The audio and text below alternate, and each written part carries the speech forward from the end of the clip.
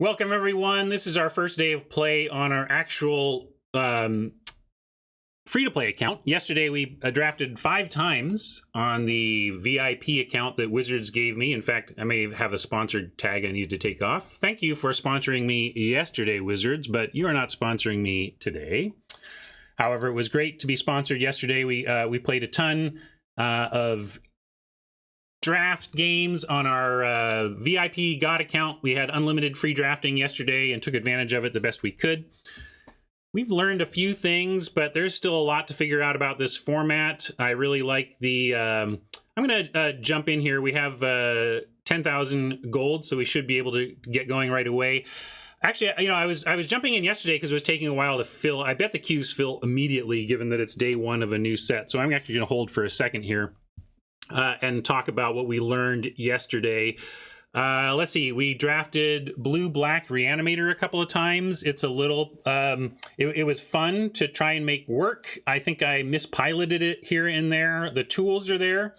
The removal in the format is kind of weak, so even turn 5ing out a 7-drop or whatever can be pretty good.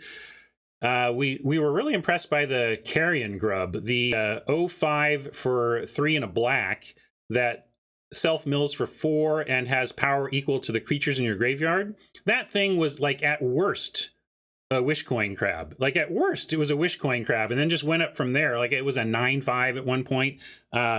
So that seemed like a really key card for that archetype. That was one of my takeaways in terms of like standout cards of like, whoa, I did not think it was going to be that good. And so that card was the kind of overperformer of the day yesterday. Blue-red spells was where we started. There seems like there's a lot of support for that archetype, and it seems very strong and resilient. Has a lot of removal and bounce and recursion, and, you know, just a card advantage. So that seems like a value engine kind of deck. We did okay with green-red big stuff. Seems like conventional wisdom that I'm hearing is that green isn't great. I've had decent success with green, but I can see how it's maybe a little lackluster compared to some other things. But I was really finding a couple times in a couple decks yesterday, we had multiple copies of the 3/3 2-drop that can't attack unless you control a creature with 4 power. And the 2/1 3-drop that puts a +1/+1 counter on a creature when it enters the battlefield. And that was a cool combo because you could go turn 2 3/3, turn 3 2/1, make the 3/3 a 4/4, and now it self-attacks. And that seemed pretty strong, especially given the weak removal. So I'm not super down on green like others seem to be, but it's going to take some more playing before we fully understand what's going on here. If you want to understand what's going on in the secondary market of Magic cards, though, you're going to check out cardkingdom.com because they have industry-leading inventory, buy list prices, customer service, and basically, I use Card Kingdom as research as much as a place to buy cards. Like when I want to understand what's hot, what a fair price is, what the market is charging for something, I use Card Kingdom as a resource on that stuff as much as I use it as a resource for actually buying stuff. But if you actually do want to buy stuff, please do so from my link. If you go use my affiliate link, if you're thinking about buying physical Magic cards and Card Kingdom wins your business, just remember that you can come back to my stream, click on that link, and go make that purchase, and then you're supporting my stream as you do that. In fact, my friend and contact at Card Kingdom just reached out for the last quarter's numbers. So I'm going to send my contact at Card Kingdom my numbers, my viewership numbers, and my YouTube numbers. And we're going to talk about how all of this promotion is doing for them. And I'm telling you, if you just even clicking on that link and letting them know that you hear me is something that can help me when I reach out to Card Kingdom every 3 months and we talk about what the next 3 months look like, right? Anyway, thank you so much for helping the world spin around here, or at least my world spin around. And now we're going to see what this draft holds for us. I'm expecting it to, almost snap fill on day 1.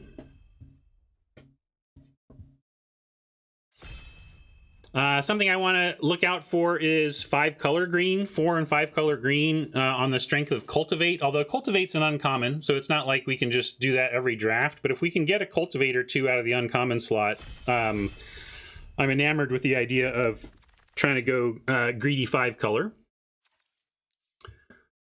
But I'm not going to start on a temple. Although, I haven't talked about this, I don't rare draft from this account anymore because I'm content with our gem level and resource level. But I still recommend rare drafting for those on a budget because it is going to get you some gems in the long run if you generally complete 4x of a set. But what do we like here? There's Deathbloom Thallid is a strong pick. Geyser is okay. Maybe just the Acolyte. Cardboard Live might not be up, but I think I'm going to try. This Acolyte is really strong, and I have not played white yet, so I'm gonna take this Acolyte as not only a premium white card, but the only white card in the pack. So it's also a good signal sender. What do we got here? In a Siege Striker. Oh, this is the double striker that's pretty intimidating to see on the other side. You kind of have to deal with that, especially if you can go a little bit wide. And with the Acolyte is an excellent follow as well. But if there's a removal here, we would consider that instead.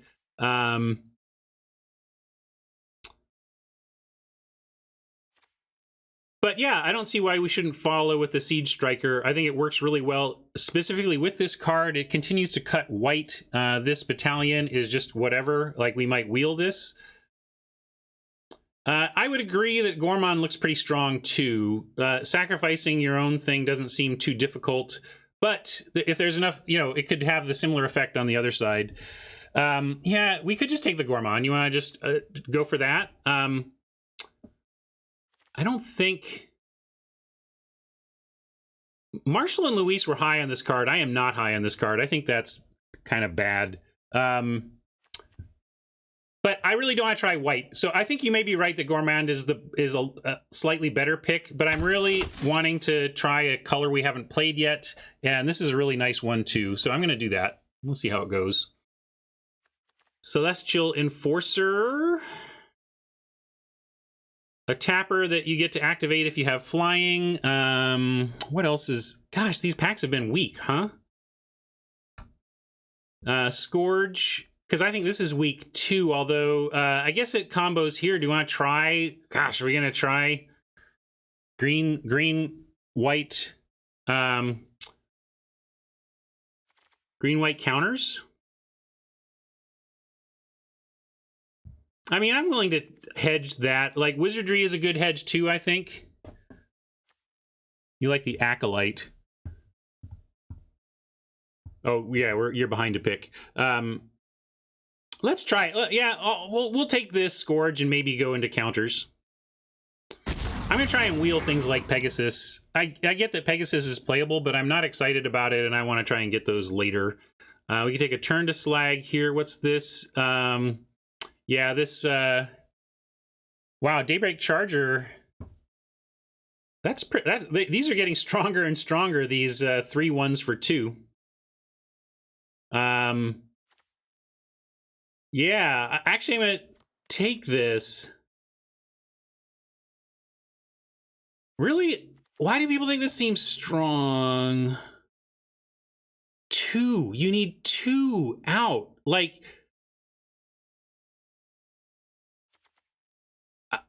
Let's talk about the Replicator. I'm down on the Replicator, and we'll talk about it later, but 5 mana for 2 4/4s. That is about... Haj, I'm shocked at your best case scenario mentality, that you're stating that like that's just what happens. That's not just what happens. We could play this to... well, actually, Truffle Snout... doing the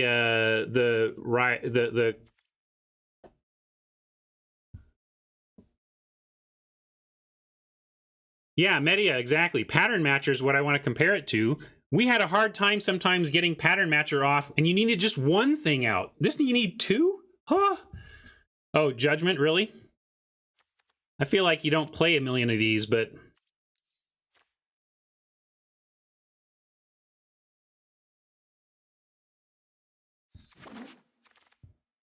Well, that's why I was a little surprised too that Media, that Mike was all over the judgment, but I gave Mike a little credit there. We'll take that. See how it goes. I kind of want, we could take the snare spinner, but we'll just take another charger here. We'll be heavy white and see how it goes. Hodge likes the secure.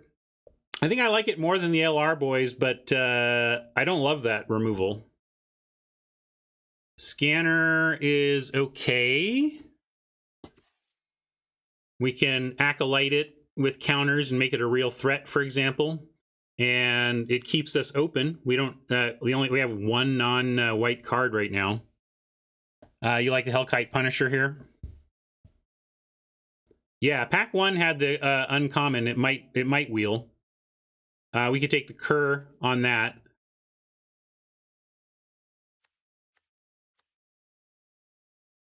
You take Cur on the. I'm going to take the Cur on the possible pack 1 pick 9 Boros card.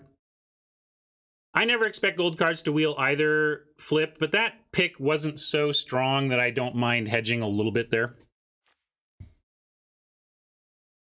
Yeah, I like Swooper, right? Hopefully we don't end up here, but we get to stay white.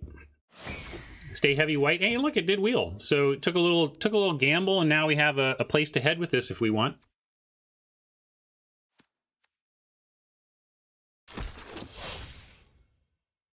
Got the Crag back, and you'll remember that this battalion was the only white card in this pack.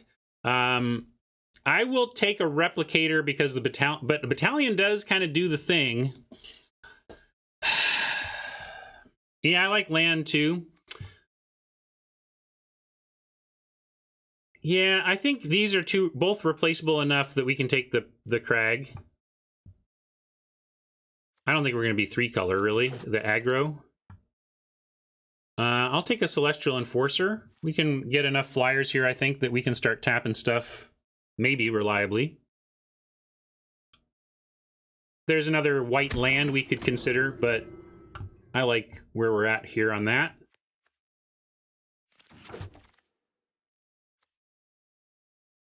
This could be a thing if we go wide enough, or if we go sky enough.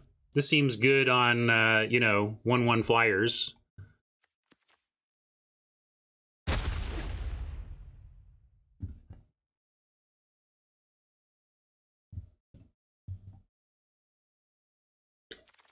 Yeah, Flip, I was surprised at how far down Luis and Marshall were on this card, given we've had it before and it was real.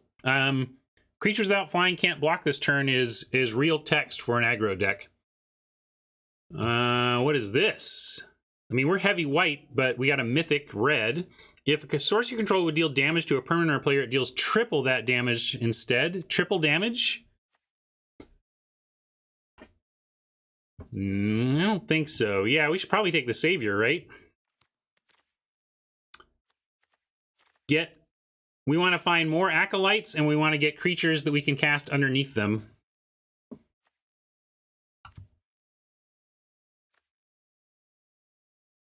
You're talking about the Scythe? Yeah, this is a good card.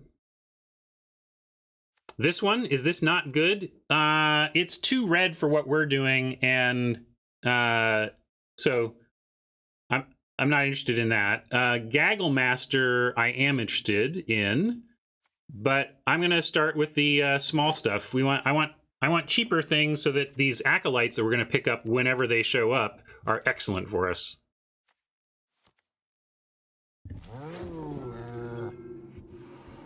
Temple is on target.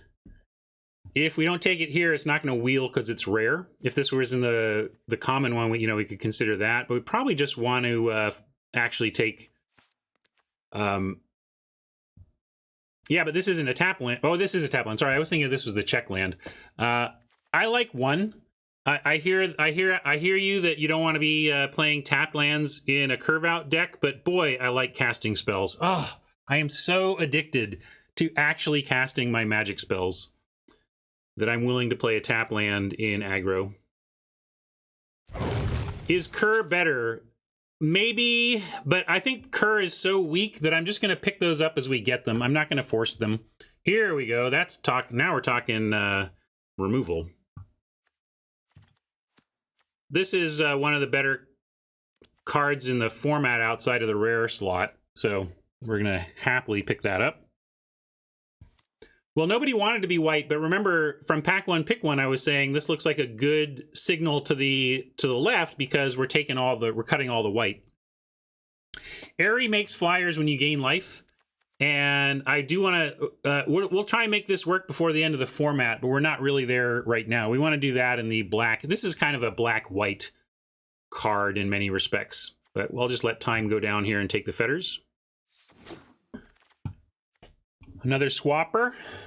But we have a seasoned Hallowblade. Now, if we can get an Acolyte counter on a Hallowblade, we're in business. Because then the problem of 1/1s just making us discard on this goes away. So we're going to take that and maybe, hopefully, wheel the Swooper.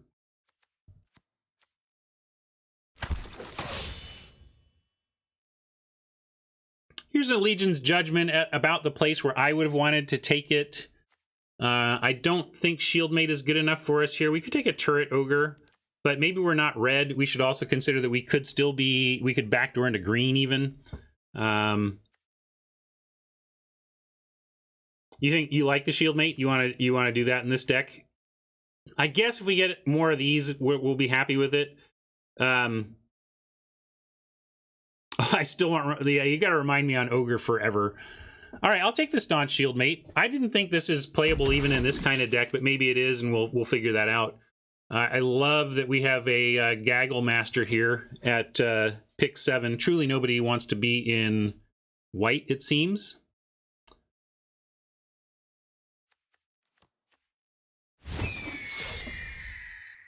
Another Shieldmate we could take, but we want the... I mean, this is what I want to do. If we're going to take 1/1s here, let's get Choristers and Saviors.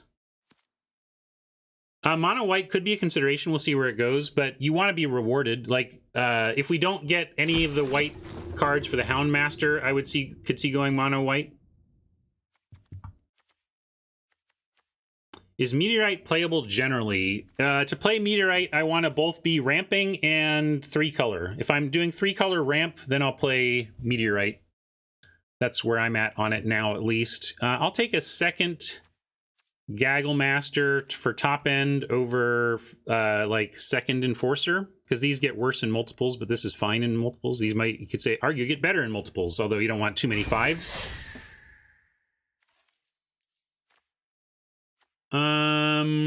If we end up spreading around the red and white,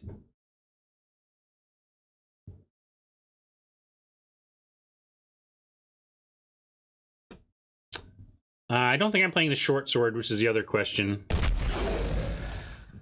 See, we got the Kerr back anyway. It's just not that great of a card, so I think in my ideal scenarios with Houndmaster, I have like 4 of the white Hound and like 1 of the Kerr, and we hope we don't draw the Kerr.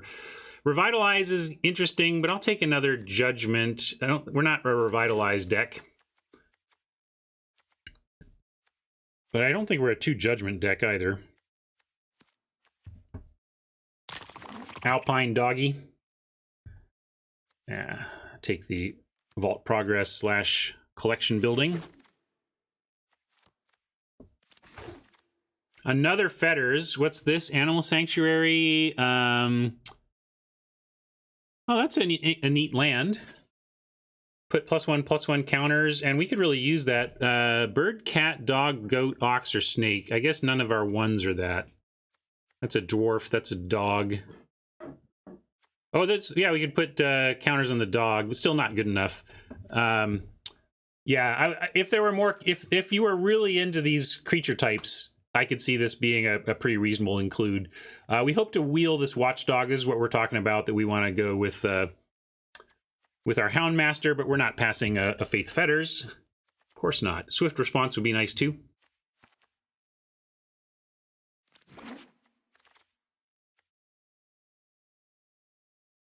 only one white card, and it's a shield mate that we can wheel. I'm not going to take that. I would rather hedge even towards like a battle rattle. Like this could be a fine 4-drop for an aggro Boros curve out type deck. Yeah, Devil seems okay too, but Battle Rattle is very aggro. It's what we're doing. Burn Bright, interesting also, Haj. I don't know if we're going wide enough, but maybe... I think we try to wheel these. What's going on here? 5 power, 5 toughness across 2 bodies for 5 mana. That's interesting, but we do have 2 Gaggle Masters. I'm not super interested in that kind of top end. We can take a Wizardry to help go wide and then try to wheel the Burn Bright.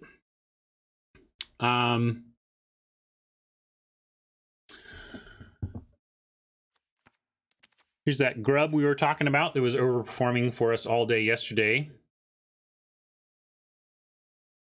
Yeah, probably not playing anything here. Let's take the Wizardry. I could see us getting wide enough that we do want to do that. And here's another Wizardry that could help with that, but I'm just going to take a swift response here over this Palladium Mirror or the Wizardry. Palladium Mirror is great, but not in our deck.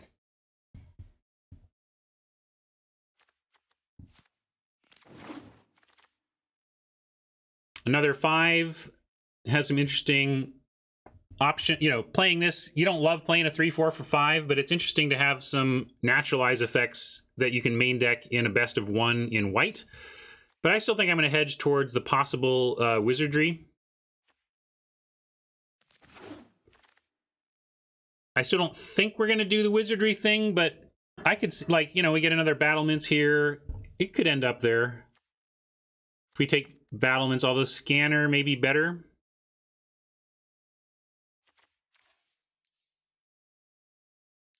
Yeah, I guess we want the Scanner.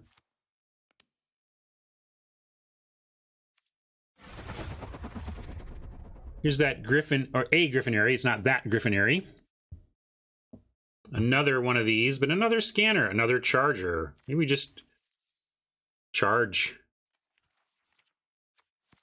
Because then we can really like, getting these white 2s is what will help us basically really reduce the amount of red we're running. We're a Wizardary? I don't think...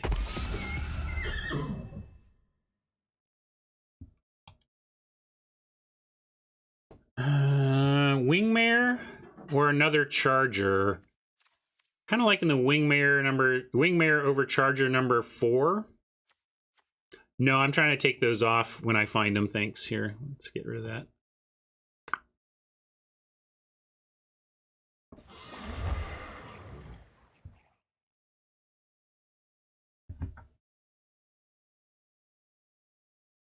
Okay, we got our Watchdog back. That helps stay mostly white.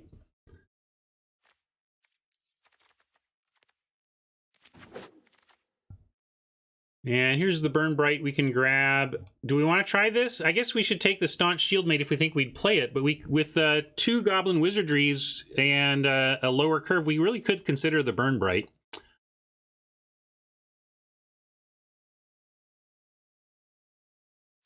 Well, I guess we're considering it. Valorous Steed or another Burn Bright.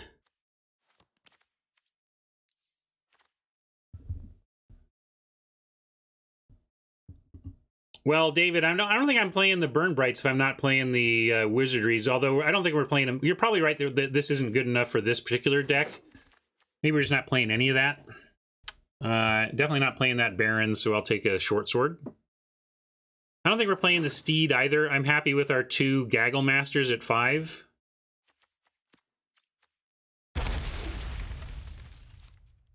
Not playing this. Maybe we play that. Yeah, you're probably right, the GD and more, that the 5-mana Steed is better go wide for this deck, but it just probably means we're just not doing that. Doesn't mean... So, like, well, let's cut all the red first, even the Houndmaster, and just see what mono white looks like. I mean, boom, we could just do that.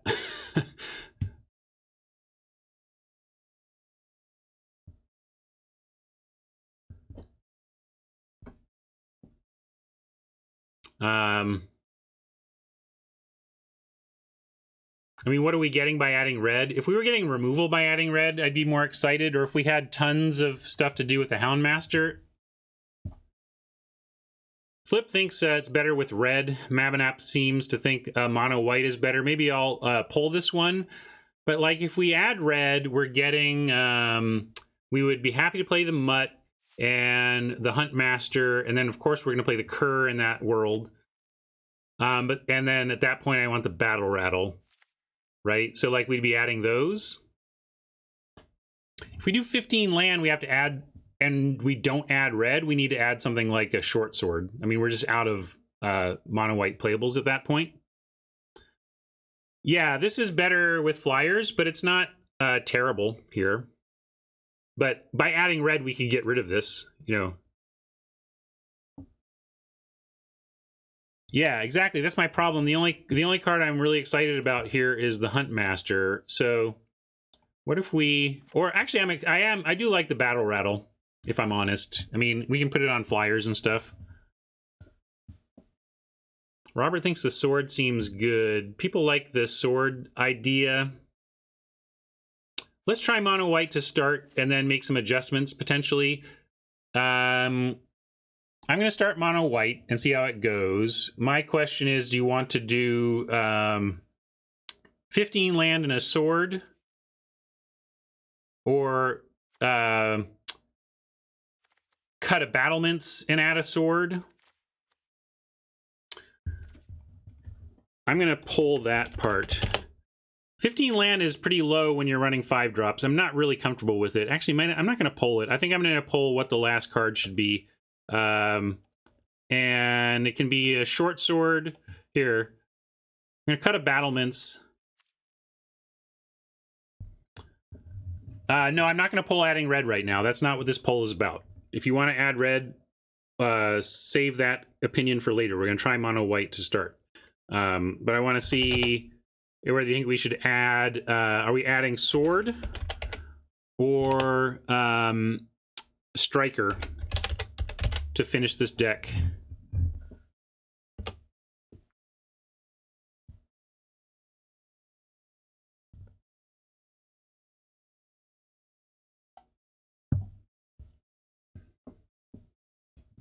We might try some red. We'll see how this plays.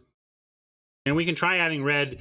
If we had one deal 3 damage, you know, one Scorching Dragonfire, I would be so in on the red. As it is, you know, like we could do I might come back and do a very light red splash, like add a crag, 3 mountains and a battle rattle, and that's it, or something. Striker is, is this Siege Striker? Oh, sorry, I said Striker, I meant battlements. I'm sorry, everybody. I hope you figured out that by 3 mana creature, I meant battlements and not Striker. Apologies. But sword voting is low anyway. It almost seems like the voting was anything but sword.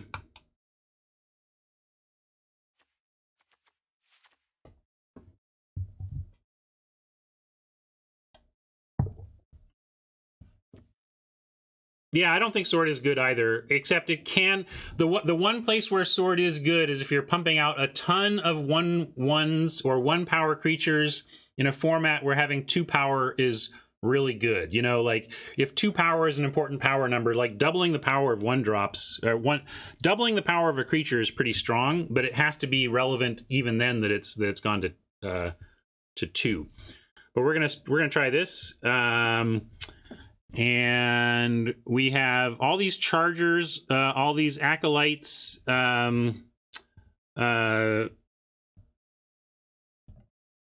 faith, charging faith, charge. That's fine. Charge. Let's see, didn't D have sleeves? Bring out your bling, or forever hold your peace.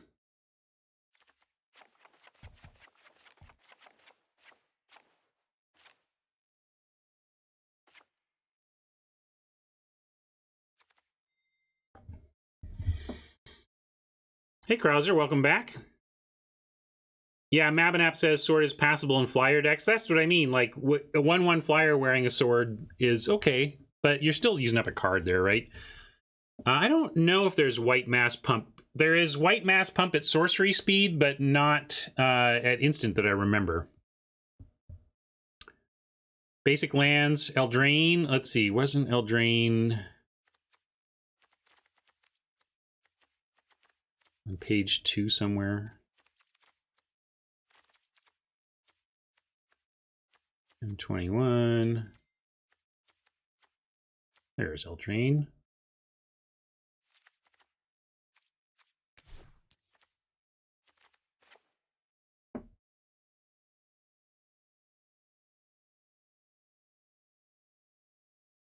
Yeah, but that's not common, Haj. Yes, we had a potential 4 charger here, but I still think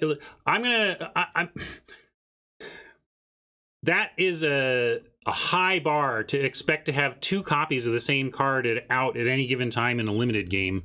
Like, so we'll see, but I'm obviously still not convinced. I can be turned. I try to be a reasonable person and learn as we go. So maybe I'll be convinced.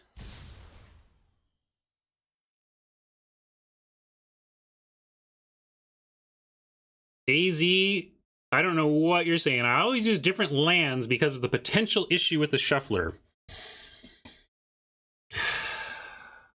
Take off your tinfoil hat and don't click so much to add lands.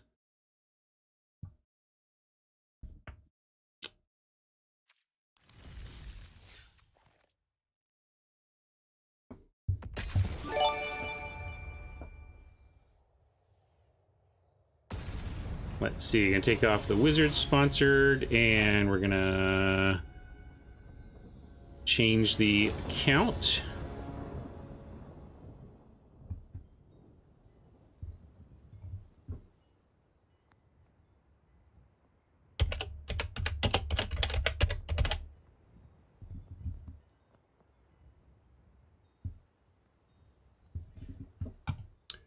Oh, this is not what we want to see. In fact, I got a mulligan this. What a terrible opener.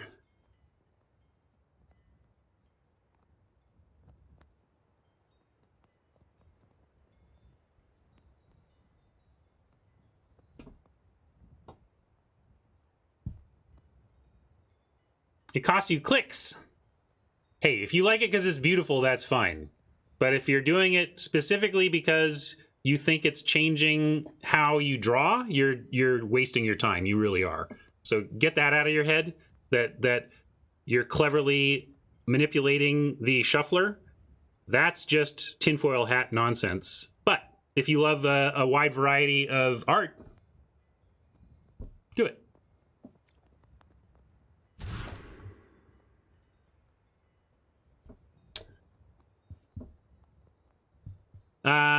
Shieldmate, maybe our worst card here. We just pitch that and go Chorister, Watchdog, Wingmare. We could also ditch a Plains and just hope we get there on land. But the cost is only a shield. Like, we'll keep this. I think we just send the Shieldmate back and be sure here. Yeah, again, if you like different artwork, go for it. But if you're trying to manipulate shufflers, lay sigh.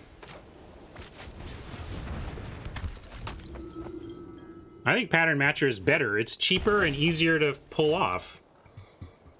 I guess that's where we're currently at odds, Haj. I see that 5-drop as a worse Pattern Matcher. It's got a better payoff, but is it even? I mean, you get a 4/4 as opposed to a copy of the I guess it's a free 4/4 as opposed to a spell you have to cast. So yes, the payoff is better, but I'm more inclined to want a Pattern Matcher.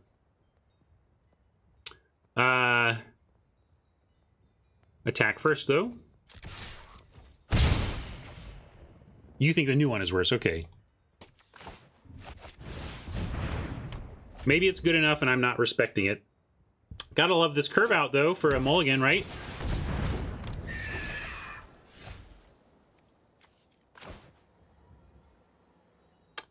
I'll offer the doggy for this singer. I know we have Acolyte coming, but we can always put a counter on Wingmare and Chorister. In fact, that's probably where we want them, if it comes to it. Hey, Yepster. Good time zone to you.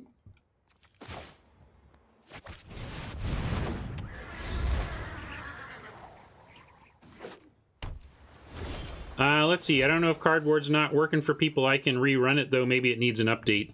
Often as that's the case. Looks like we could have gotten away with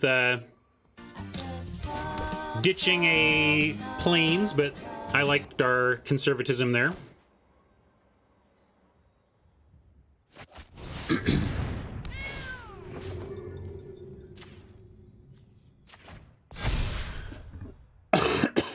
Now I'm expecting this to become a 3-3, so I'm only going to send in the Wingmare, and if they want to trade, that's fine.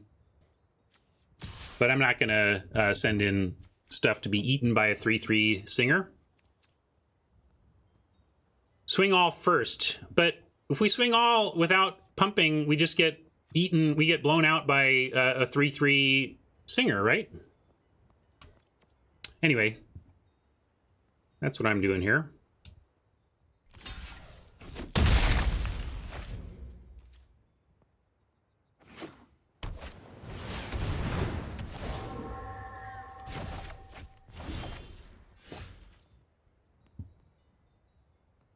What instant am I afraid of? Well, for example, draw 3, discard 1.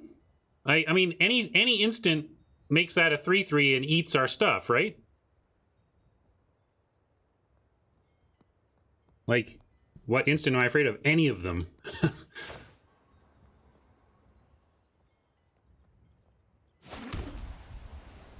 They couldn't cast the draw 3? I thought they had 4 mana up. What do you mean?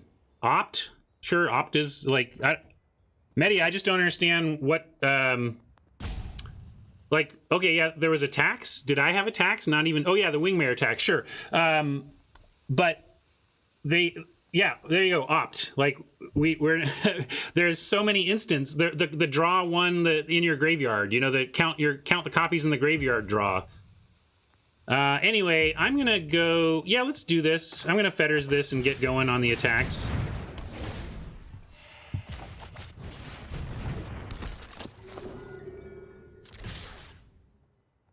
Those AZ are, I mean, if you're talking about those studies, they like, there's many people who've responded to those Reddit posts saying, here's how this person has it all wrong. So I don't know. Let's see. A lot of mana there again, but we have the Chorister pump, so I'm going to send.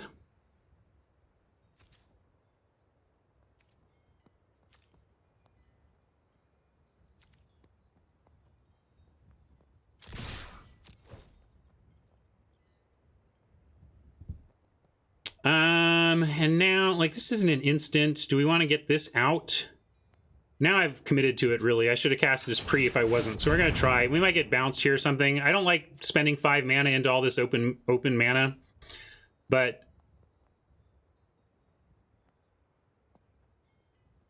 I'm not going to cast this after combat, so we're going to try.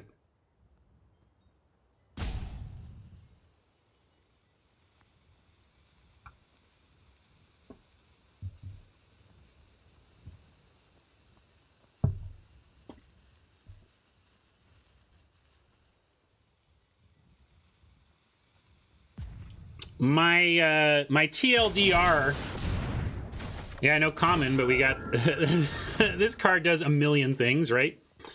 This card is dumb.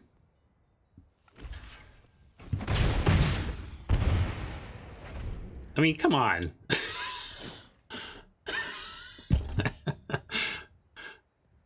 That is nuts. That's a blowout. I guess I shouldn't have pumped into 6 mana, but I wasn't playing around rares that I don't even remember what all they do.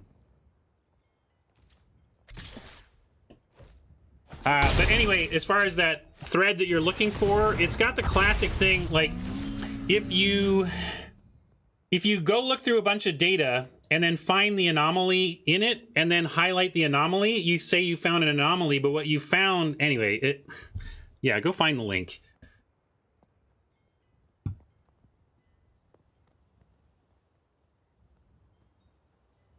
How do we win now? Let's see. Gale Swooper is interesting, but let's get that. Let's go Doggy Charger first. We could send in the Acolyte as a 4/3, and that's fine. Yeah, let's do that. And then we can play the Doggy.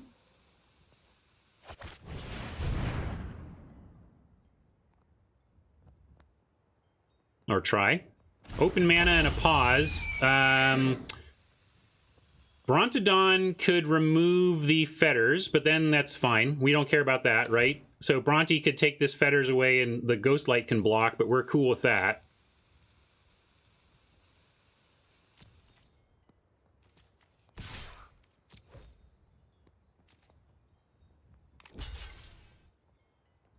Oh, that's interesting.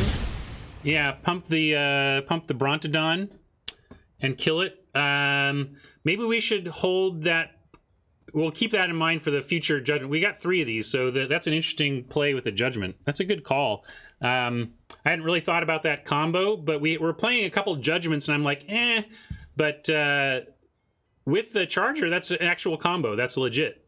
It's kind of like the make something flying plummet.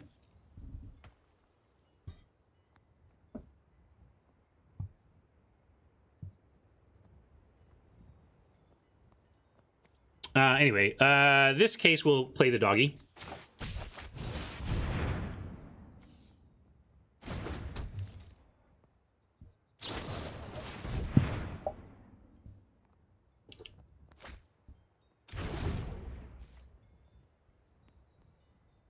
What did I say, Tron?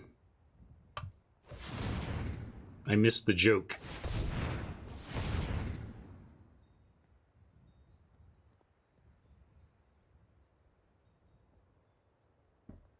I'm not saying it's not going to happen. Please don't tell me that that's not like ever going to happen. We just have to figure out how reliable that is. And I'm ready to be wrong. I'm ready for the world to show me what I don't get it. Oh, that one, sure. Let's see. Let's go. Oh, Striker's interesting. I was going to play Swooper. But we can go Striker now, and then next turn play Swooper on Striker and make it a 4/4 double strike flyer.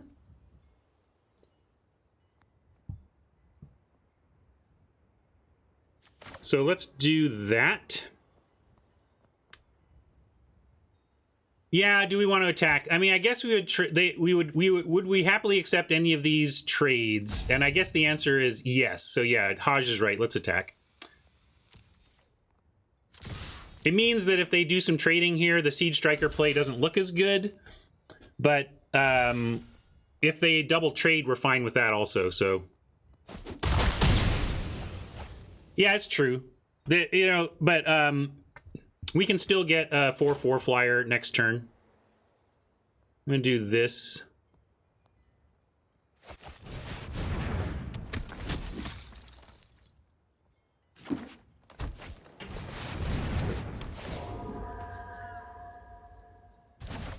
Gosh, it's like a million ghost lights.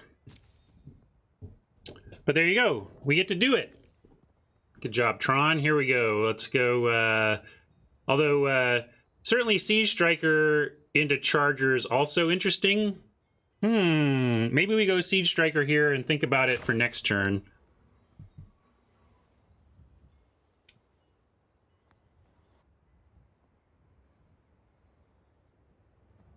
Waited to pump till after blockers. I'll have to rethink about that one.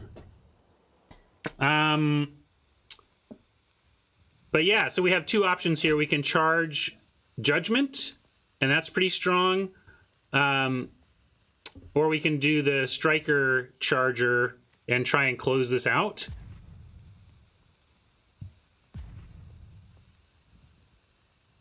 All right, I got to do this, or I'm gonna lose my chance to.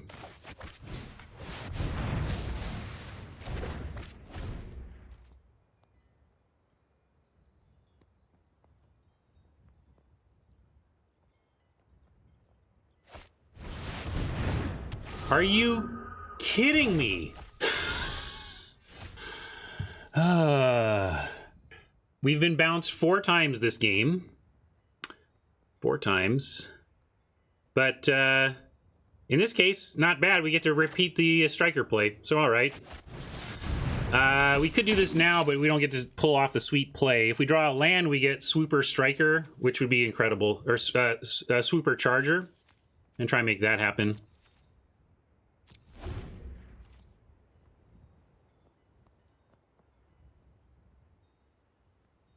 Marshaliest card of the set.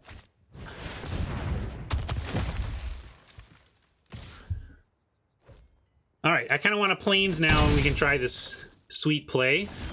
Not exactly, but we can still just... We could just charge battlements. They kind of have to block, right? We can make them block with their oak, unless they have yet more bounce or something.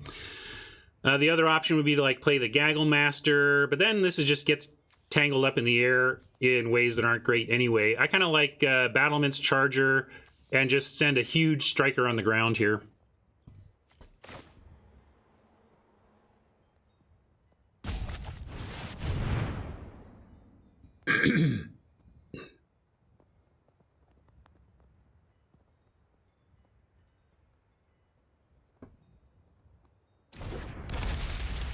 Big pause. Not sure what it means, but we're now going to try this.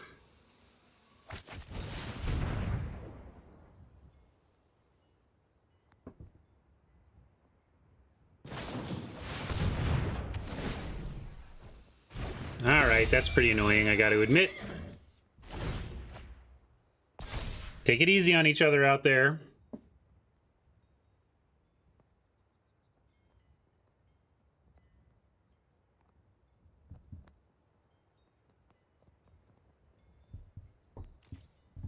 Capture spheres in every set.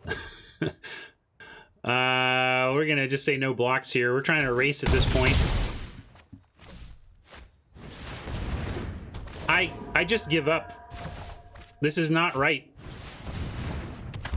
This is just not right. But we get to do this again.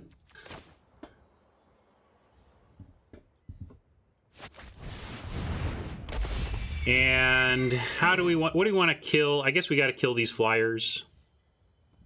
Although this is going to be a problem too. Maybe we need to just kill the oak. He's only cast 4, but then Oppo has cast 4 and copied 1.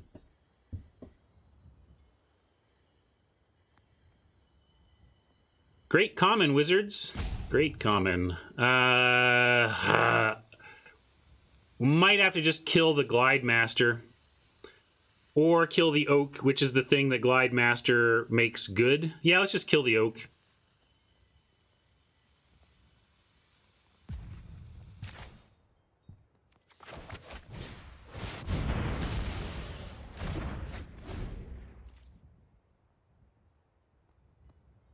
Human draft right here.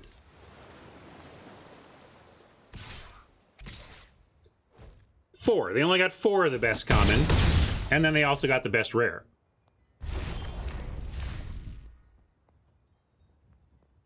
I like Swooper with Savior, and we can start with the Savior.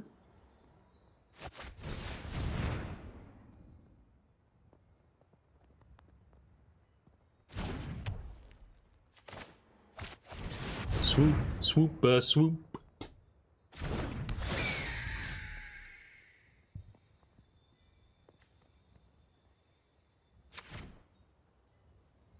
Hodge thinks we're in a good spot. I don't know if it's a good amount, Hodge, but I know we're doing all right with the flyers. But they got 2 flyer blockers, and they got the Glide Master that can basically make anything flying at this point. I don't know we're in that great shape. But I agree that we're not, like, I'm not feeling like, oh, we got to come back here. I think we maybe have a slight advantage.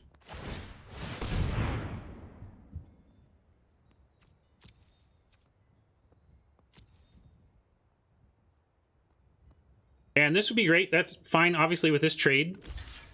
Do we even want to... I mean, we could save this, but I like this trade is great. I want to draw planes and save our Gaggle Master, you know?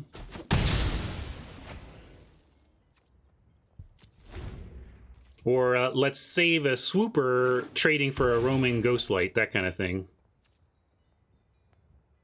Because basically, if Swooper and Gaggle Master, if Savior trades for a Ghostlight, Gaggle Master trades for the other, the final Swooper, the final Flyer, ostensibly should be able to get there.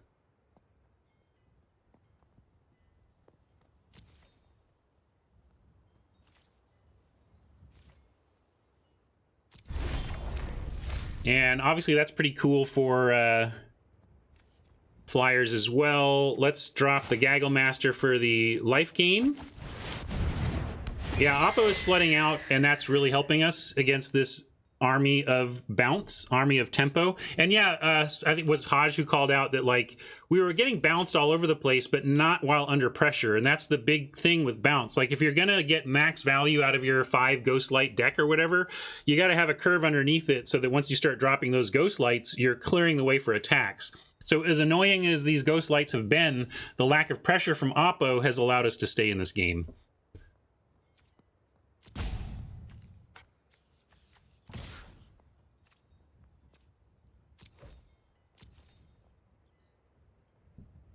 Why do we want to attack with the doggy? Oh, I guess because it becomes a 2-1. That's a good point. I forgot the battlements would make it pump. Yeah, fair. My bad. But it wouldn't have mattered anyway because well, we could just take this trade. I guess we want the Gaggle Master more than this one, so we're going to accept this trade.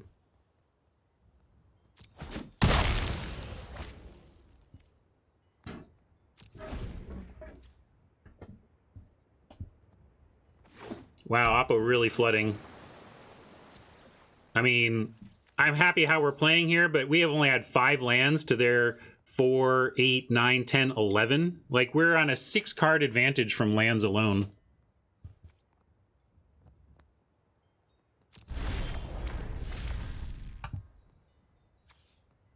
That could be good for us too, but I like getting the... Well, actually, let's get this down and then drop this next turn. Then we can tap a creature and play Battlements next turn. But don't need to play this till after combat then, so I'm going to send in our Gaggle Master. And yes, we'll send in the Savior. I don't know what this card is, but...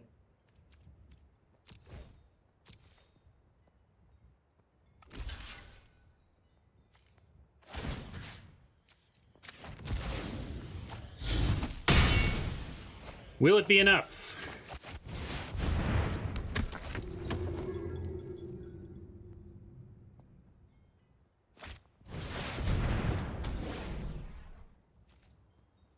Man, that is awfully good.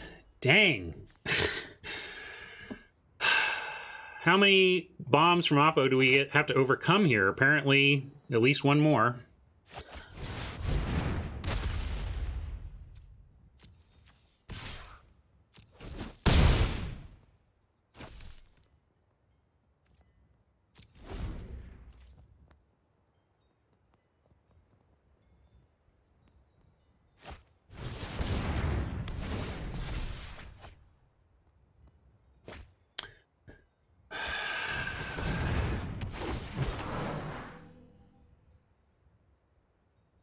Don't we have another Faith's Fetters? I think that's our out now. Although they're trying to race, we can race. I guess they have to try and race, but here's our flood. Yeah, our land advantage couldn't last forever. Exactly. This is basically expected here. Although we're still like they can't just untap this out of the blue, right? Okay, we're still in it. Ugh.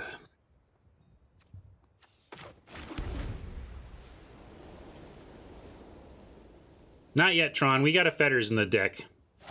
It's not GG as long as there's a Fetters that can bail us out again.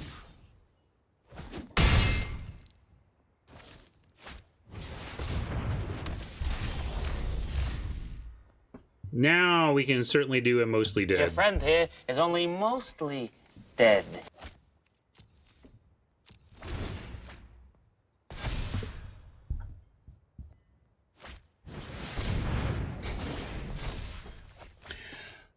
Man, I gotta tell you, Appa with 2 rousing reads and flooding out and playing all those lands. Appa's playing like me. Aston, hold those lands for your freaking reads.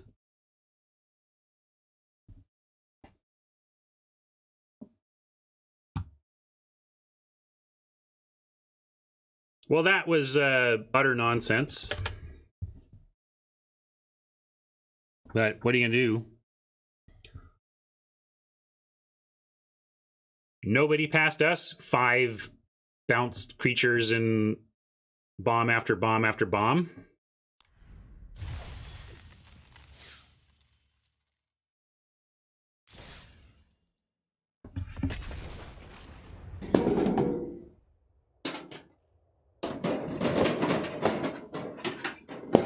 Miss America.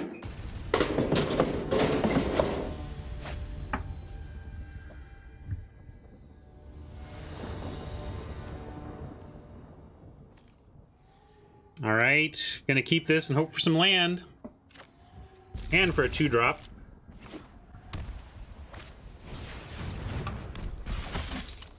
I don't know if I'd play the Replicator in Ashton's deck because I've got so many. I've already got 5 5-drops I want to play.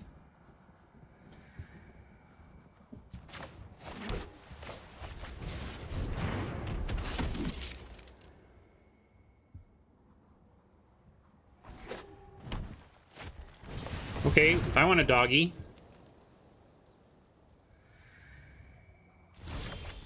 Man, not a doggy, but we did get our land, which we also needed.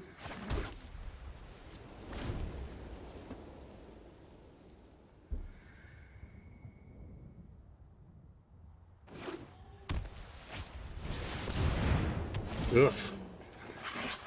Doggy can get in now.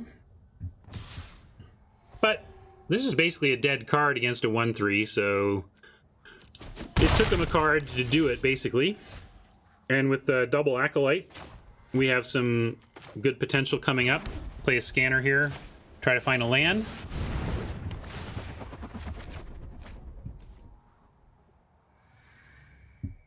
Doggy, you're late.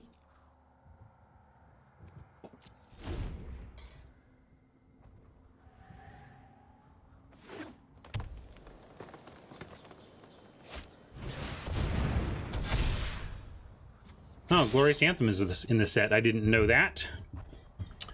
Well, that returns the Pride Malkin to It Matters status, but also it means that our Legion's Judgment can pick off the Watchdog, and we still get a block on the Shield Mate. So not the end of the world here. We got to take a big hit. But I want to land, but even without a land, we should be able... Because I'm probably going to take the turn for a Judgment anyway. Or we could just Fetters. Now, we'll Judgment now and Fetters next, and then get back into this.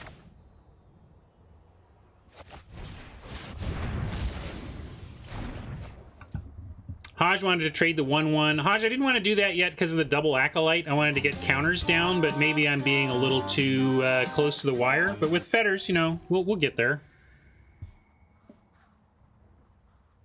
Are we attacking? If I'm not blocking with the scanner, I should be attacking. Although we could, yeah.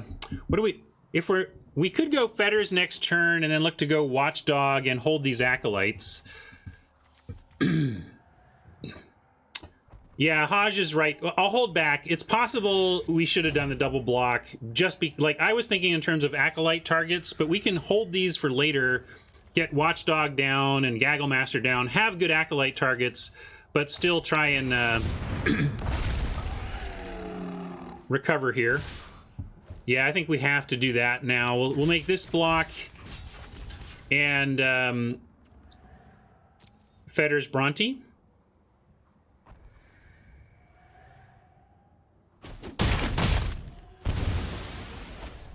Could also Fetters the Shield Mate, but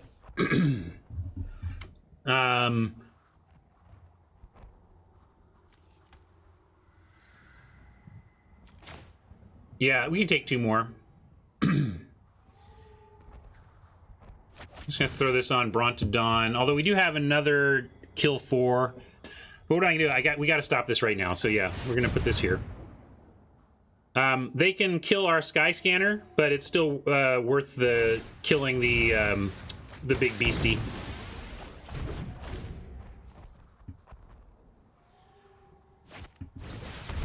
Yeah, Mensch, but what would you have done?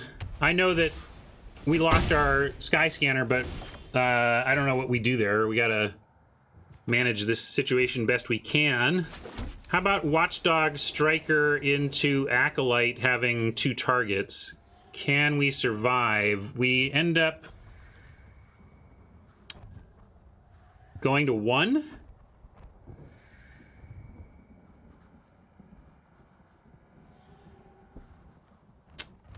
Do we have to go to 1 here? Or we can play this and go to 8. Nah, I think we're gonna have to hope that they can't get us to 0. Really, Hodge? Well, I mean, Acolyte does block the Shieldmate and gain some life, but I think if I'm gonna go to I'm gonna risk going to 1 for the 2 spell.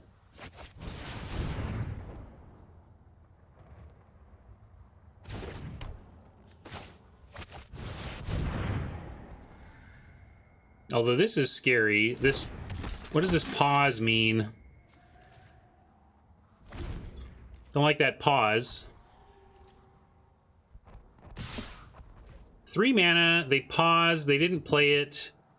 Now I feel like I am dead to pump, because I think I had to follow through on my line. But with that pause, I feel like we are probably facing a pump spell. The thing is, let's say if they expose their hand and we saw the pump spell, obviously we would double block. But right, Hodge. Hodge is saying don't fall for the sunk cost fallacy, which is to say, well, I've committed to this, so I'm just going to blindly do it. The question is still, what's the most likely thing to win? So if they expose their hand face up and we saw the pump spell, we would have to block. But then what happens? So if we go block, we could block the Watchdog and force them to block there, to pump there, and then still have Gaggle Master, Feat of Resistance. Yeah, we could single block the doggy just to save some life. But that's the thing, can we beat it, Nantuko? If we can't beat it, we shouldn't play around it, but we might have ways to beat it, which is what Hodge is saying.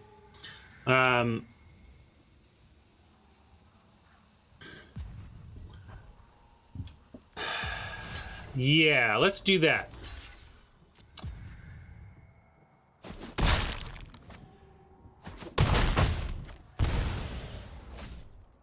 Kind of a medium, a middle ground play. We don't die to... Although it's plus... Is it plus 3? It's +4/+4, so we would have lost anyway? Maybe that was dumb. It was plus... Yeah, I thought we were... I was thinking... I was playing around +3/+3, so maybe that was not the right way to do it.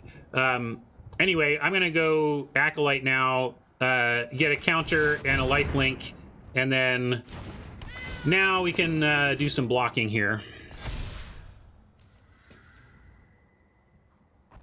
You can even do some attacking. I mean, if they have the pump spell, it doesn't matter which direction they use it on. Yeah, +1/+1 and hexproof was a good reason for that play. I was thinking +3/+3 in my thinking, which is why I was thinking the way I did. And we can just do another Acolyte. But if they're... don't Acolyte... Oh yeah, don't Acolyte the dog, because they might have 4 power. Well, we're going to find out, because we're going to play Gaggle Master anyway.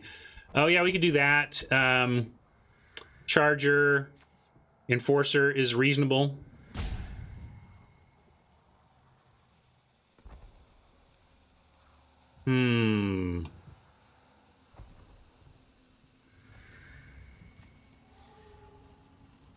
If we Acolyte the Acolyte...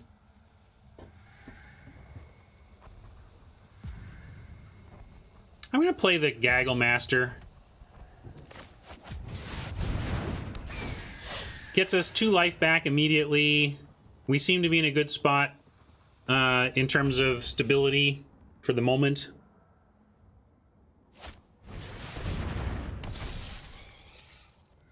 And so this pumps into a 4/4. That's a pretty good blocker there. Unfortunately, it even means a counter from the Acolyte is not enough.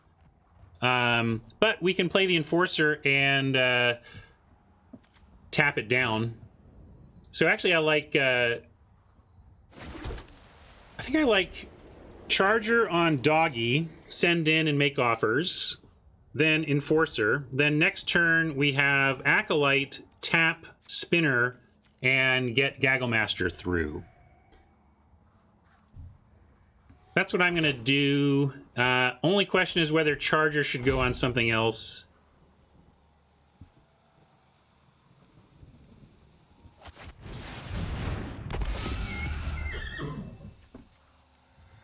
I'm going to put it here.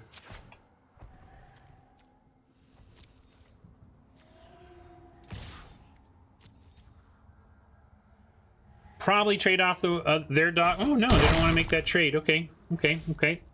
I'm happy about that. Yeah, we went mono white, abandoning some okay red, but no removal. Like we abandoned no removal red. Probably going Snare Spinner and something else, and then we get to start tapping down their Spinner. Oh no, they don't want to tap this. I figured they'd make the Spinner bigger. I guess they've decided that it can already handle the Gagglemaster, so no more is needed or something.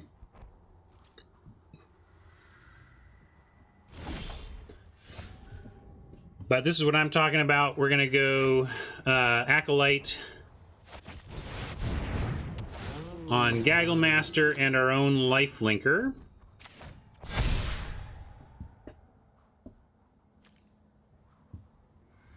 I'm going to aggro here.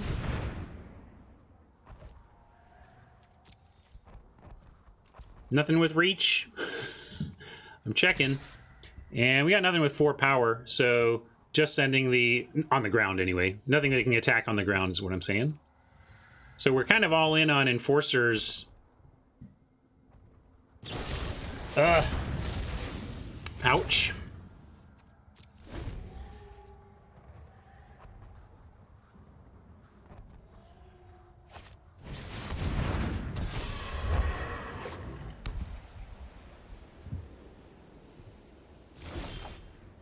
All right, our turn to flood a little bit. Not that Oppo is not... I mean, we're on pace with Oppo. I'm just saying, after last game where we were on the better side of that, I'm going to play out a land, and we'll just start being more defensive with our Enforcer. Oh, we can't even...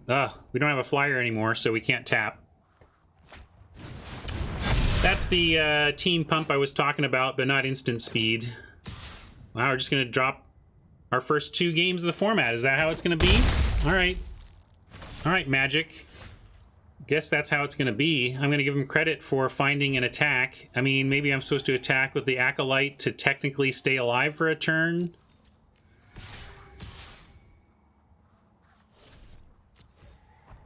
I just don't know where we're going from here, though.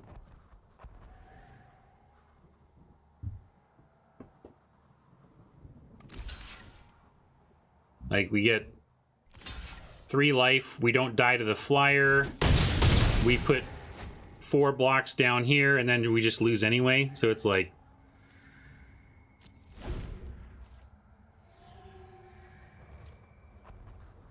Yeah, we could draw Fetters, though, so let's try and find Fetters. But the trouble is, yeah, well, they didn't attack with everything. They should have just attacked with everything. I don't know what what we would do if they just swung out there. I mean, look at this. Maybe they were afraid of something that we could crack back for the win, but yeah.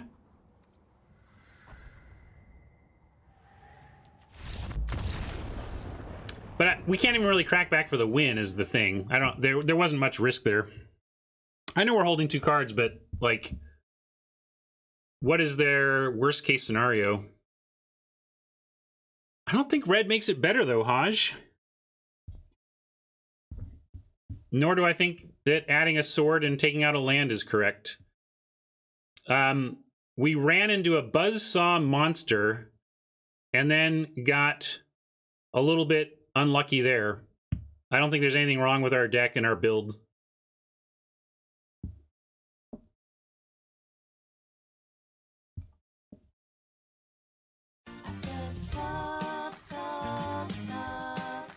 Thank you for that. Appreciate the sub.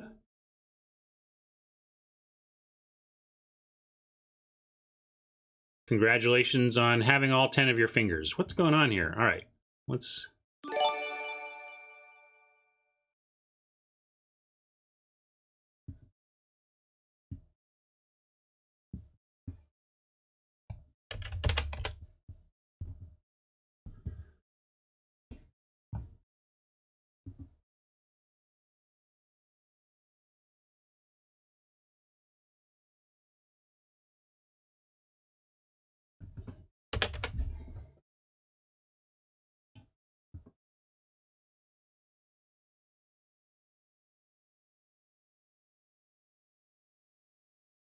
Hello, Arena. All right, there it is.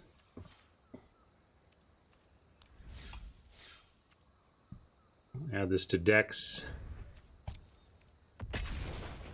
See you, James. 12 is the best number, right, Nantuko?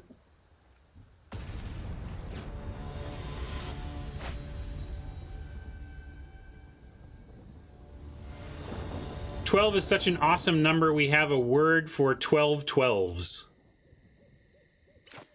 Oh, I almost just accidentally... I was trying to click to get priority back on screen. I almost just randomly kept without looking. Looks like we are going to keep, but it was almost a blind keep.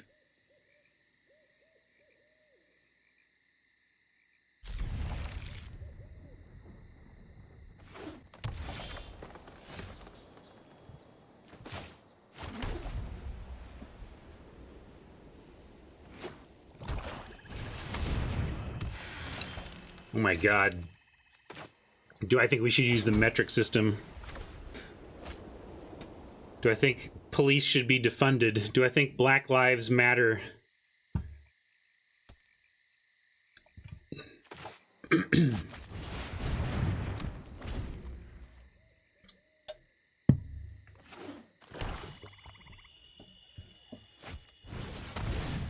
Duress for our fetters is Sad Town.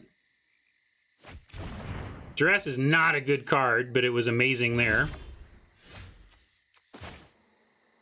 Gonna go Siege Striker here, though, and, well... there's some risk here. If we send in the Watchdog and they have a green-black instant, we could just get eaten. Or a black instant. We could... is there... I should look up black instants, but I'm too lazy. Anybody know? Can I put the Wingmare out too? It would probably hurt them more here. Actually, if we put the Wingmare out, then we can probably attack. Because it needs to be a single black mana. Is there a single black mana? Let's see. Okay, thanks. Okay, that's so they could still do that. Death Touch or Lifelink, but if they use that spell, I'm willing to trade Watchdog for them using that spell. Maybe I'm not.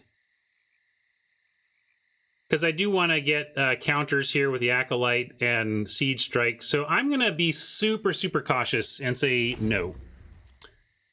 Playing around basically one card, but it's bad enough for us if they have it that I don't want to do it.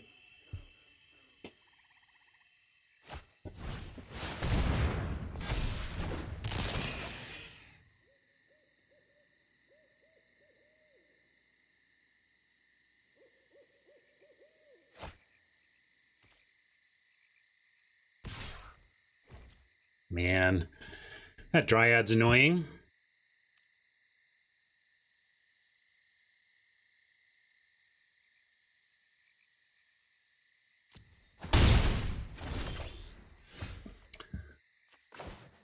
Let's see, we can double charge, make for quite the strong attack there. They're tapped out, so actually just like, let's make the Watchdog attack into the Lurker, and then Wingmare get in for an extra 2.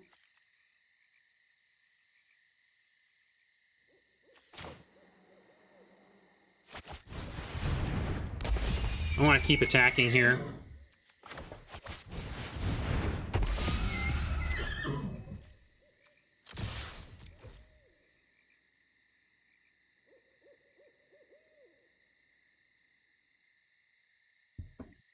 We can potentially Acolyte these Chargers, make them 4/2s, and then they're going to be good against Dryad with one more counter and the Lurker.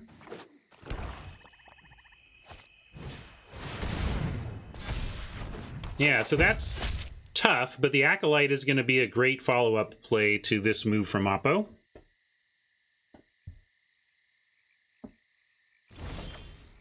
Ooh, and a Swooper for a Siege Striker eventually, but right now I'm going to start here. Acolyte up these Chargers and see if they want to make the trades or not. No reach, no reach, no reach. Look at me checking for reach, everybody. Twin Blades is fine, right? 5/4 for 5 is fine, and then some extra value.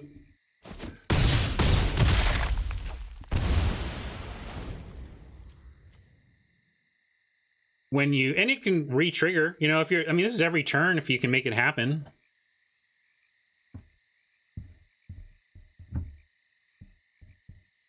Like, if this only was ever possible to happen once, it might not be great, but you can do that, you know, self-sacrifice gives you a draw every single turn. I think you can build that and build around that and make it work, but it's not just inherently awesome. I would agree with that.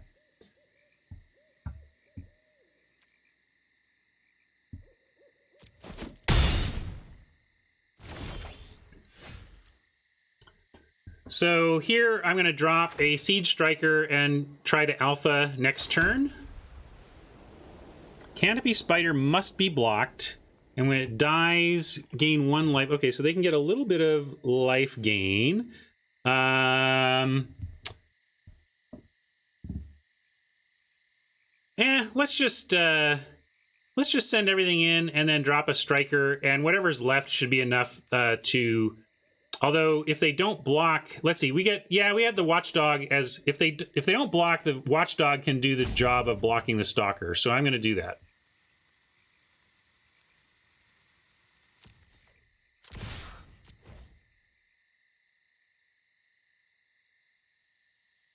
That's the block I was expecting anyway.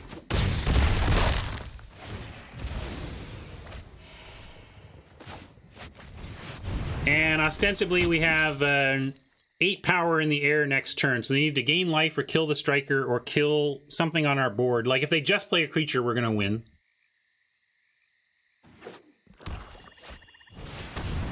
This is the one I wasn't reading very well. Yeah, I guess I underrated this a little bit, but it is pretty clunky.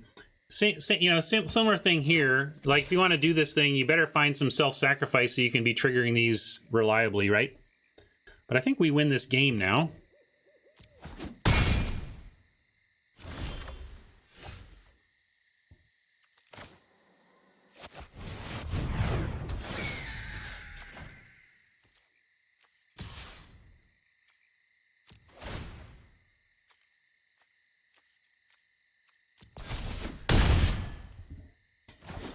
Hey, we won one. All right.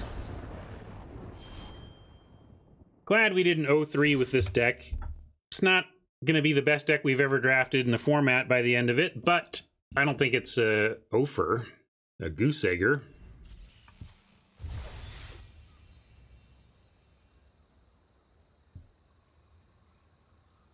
Yeah, but then what are you even doing? Like, if you're sacking zombies to make a zombie and you spend, like, I don't know what that's accomplishing, but yes, it's nice that it works with its own tokens.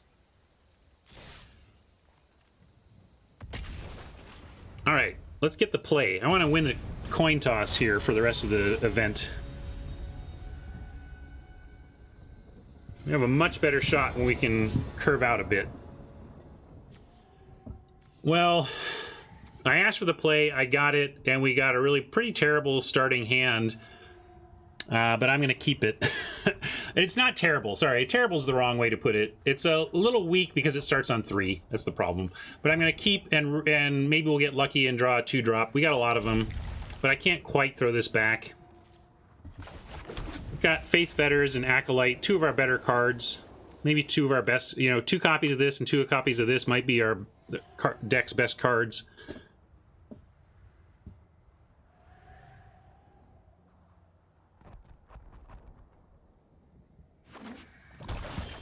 No 2-drop, but we did get the land to ensure our 4s, so that's something.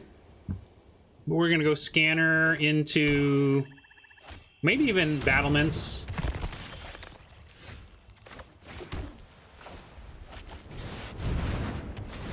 Ideally, we find a nice creature to drop next turn that's not one of these battlements, so that we can then Acolyte up the Scanner plus the whatever creature we draw. But if we don't find it and they don't play anything we need to Fetters desperately, we're going to just play a battlements next turn.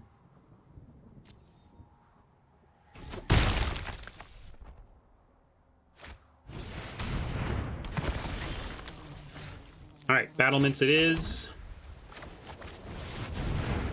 Yeah, right. It's decent. It makes our Sky Scanner a much better attacker. It can block these corpses.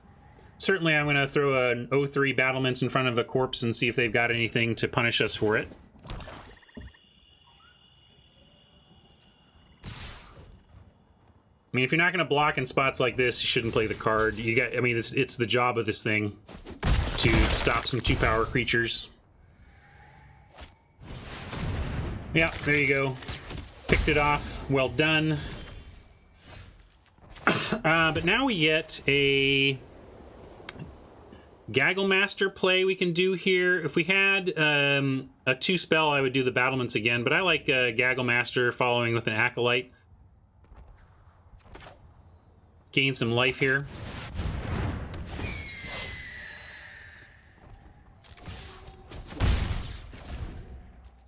Now it's R5 to their 7, which we can recover from with Faith Fetters, Acolyte. It's the Goose Lord. Boy, we're just getting raked over the coals with our poor Fetterses. But Battlement says, go ahead, block our Scanner, I dare you. So does Acolyte, for that matter.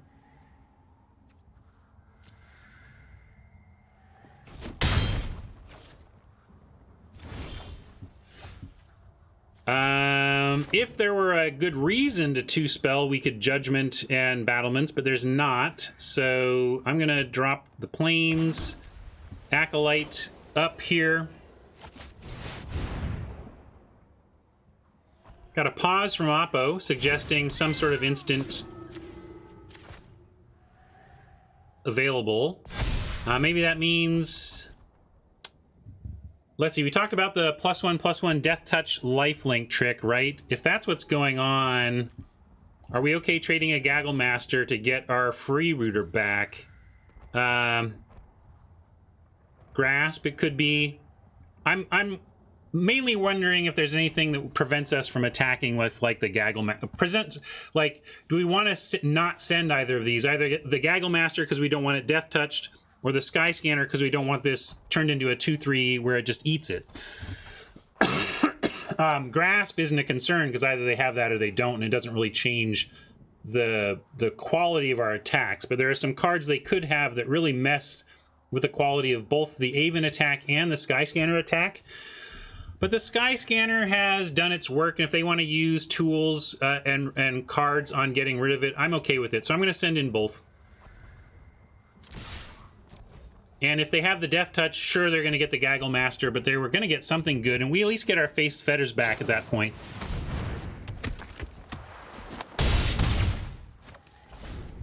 Right, exactly. Hodge is like a combat trick for our Sky Scanner that then does not get used on our Gaggle Master is all well and good. Bad deal indeed. But we can still come out of this if we can... If this Gaggle Master can survive.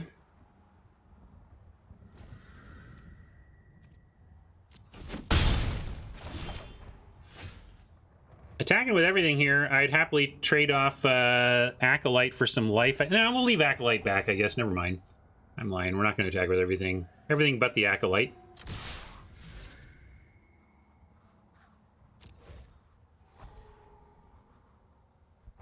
At some point, they got to give up the freebooter.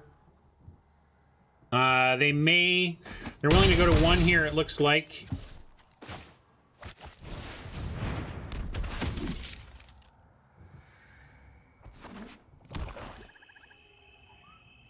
All right. Eked it out. Pulled even on the event.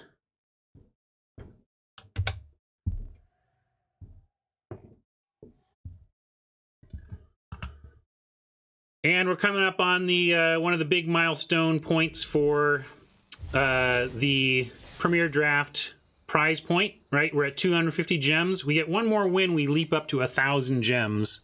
That 750 leap is huge, and so the next 2 wins are pretty massive for our recovery of resources.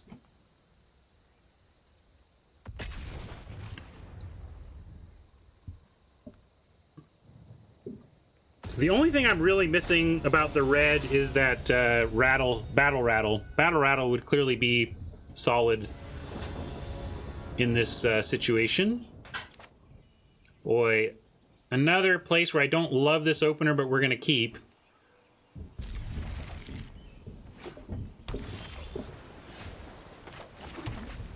Ugh. All right. I'm going to throw a full control bluff.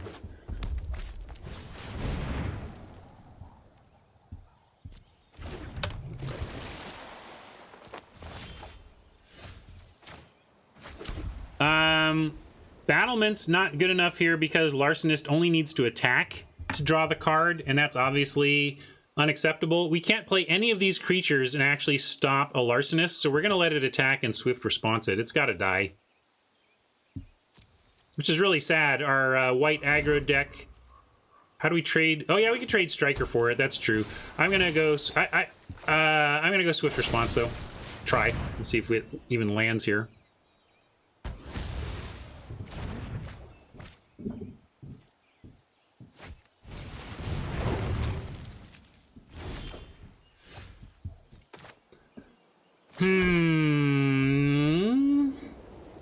This can pump and beat the battlement, so let's go scanner, find some extra stuff, and at least start pumping this as an attacker with these battlements. Swoop, swoop, a swoop is all right. That's fair. Mike points out that Mike's line would have been to play the scanner and then just cast the swift response as an instant in our main phase after it is attacked. That's true. Then we just end up with 2 spare mana on this turn with nothing to do with it. So it largely doesn't change anything, right? I mean, I think we had better chances to do... I think you had the right line, Mike, but we didn't. It didn't cost us here because it didn't end up... yeah, right. I'm saying it was the right line. I'm just saying it didn't cost us. Not that it would. I'm not being roddy about it and saying therefore I did the right thing. Now let's go for. Well, I'm going to go over another swooper and get these flyers countered up. One more attack with scanner is also true, Mike. Good point.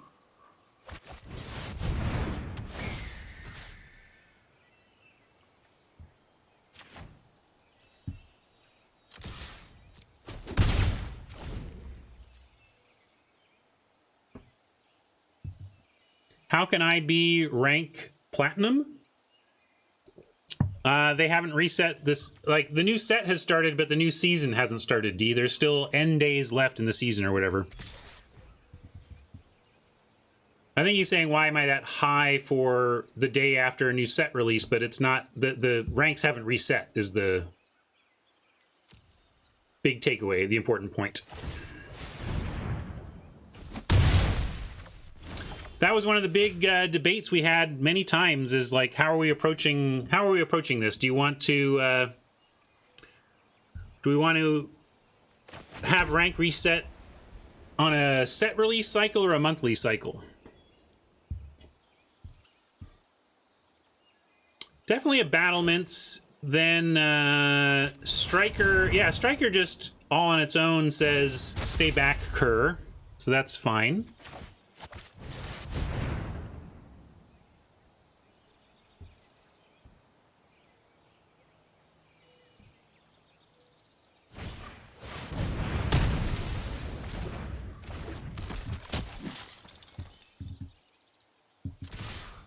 Interesting.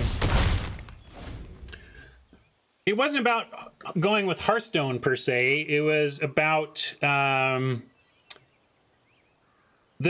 big question. I liked in theory working around the Magic set release. Right? It's so nice that Magic has this regular cadence. Can we stop getting wrecked by that, please?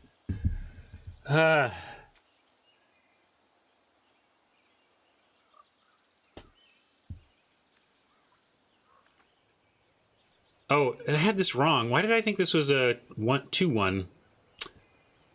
Well, let's still trade for it. Yeah, we just take the 1. That's true. We can just take 1. Man, this is sucky.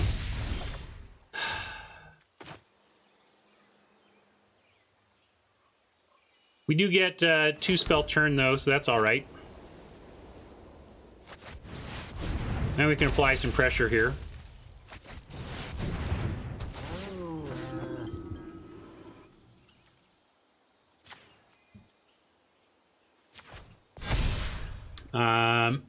Siege Striker can head in for a massive smack, and the Sky Scanner could help it for 2 either way.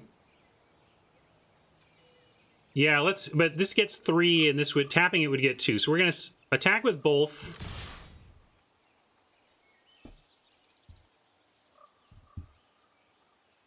Are we at risk of dying next turn if we pump? They get 3, 4, 5, 6, 7, 8, 9, 10. If they get a land and pump out, they only do 10, and we have a lifelinker to block. Well, if we send the scanner, we get more damage in because of the battlements, right? So I'm thinking of trying to get in more damage. Really? You think they have the double power? Well, then let's just chump with the... Yeah, yeah, we can't chump with it if we're going to tap with it. You think it's likely? That card seems bad.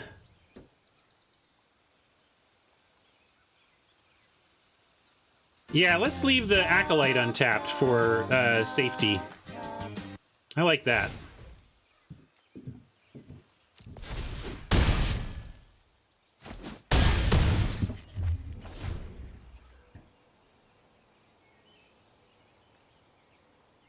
We could leave the wall, but I mean, I wanted to get extra damage in. That's the thing.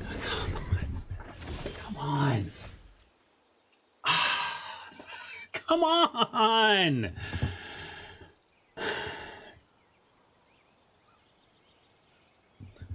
That's unreal. Well, we still have a good play, though.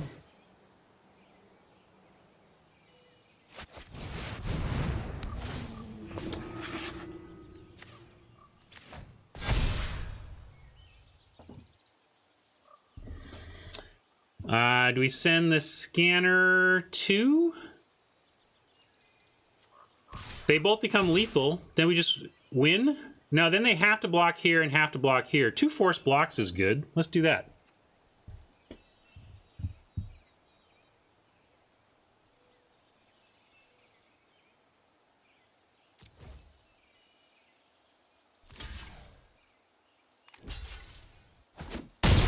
Man, are we going to overcome 2 enthralling holds? And oh my god. There is, Fluffy. There's even one that I was saying, white finally has an ETB creature that naturalizes. Hopefully they spend all their mana on a 4-power creature without hexproof. Yes! Well, 5 power. 5 power.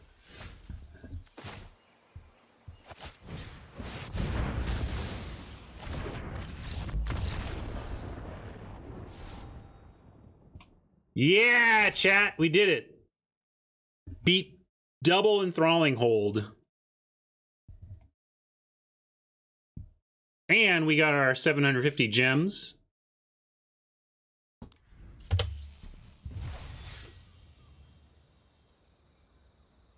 Well, I say disenchants, you could say naturalizes, but whatever. Same thing. Oppo lethal. Good. I didn't see it, but I guess you did.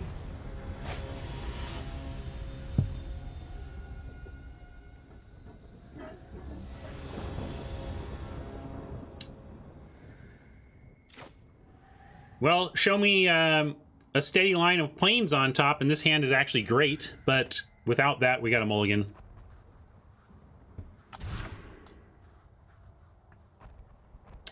And now we got to keep this and hope, and we're going to get rid of the Legion's Judgment as a reactive spell.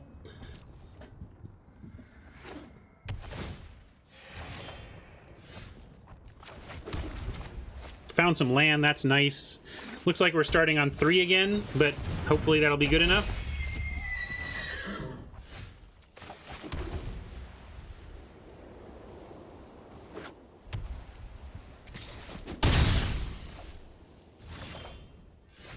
All the 3s. I will play a scanner though, since it blocks the charger nicely. They've got 3 mana up. Maybe this gets countered, but we're gonna try. All right, that's great.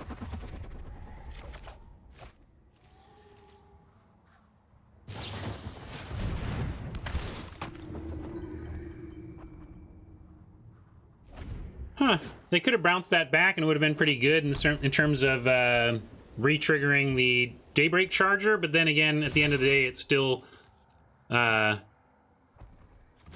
gets blocked by scanners, so...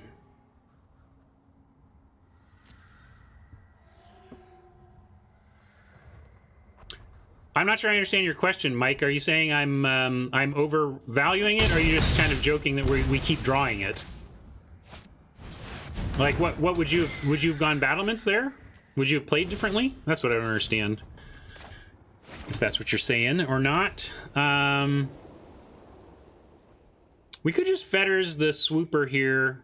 Then we're only facing a 2-1, and we can slowly build up our board from there. Okay, yeah, I just was trying to make sure that there wasn't a legit critique in there that you were going for. That I should be sequencing differently or something. Yeah, speaking of sequencing, this is interesting. We're not going to play an Acolyte. We could play the Swooper. I guess we could go Swooper and Fetters later, since Swooper isn't really picking up anything anytime soon. So yeah, let's do Swooper now. I like Swooper now.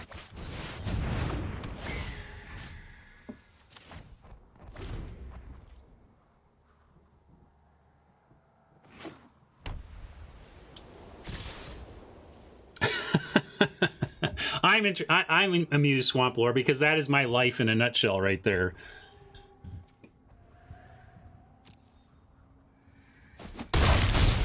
I gotta find you like the replacement. So I have those. I have wireless earbuds that charge in one of those cases, and I lost the case, and I looked for it for 3 days, and I'm like, fine, I'm gonna buy a replacement case so that it makes me find my case. And I bought a replacement case and found the case within an hour.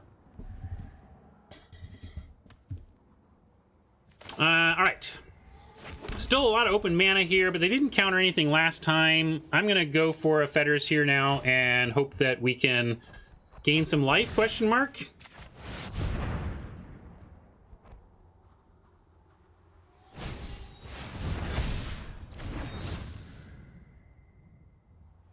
All right, well now we got to trade off in the air.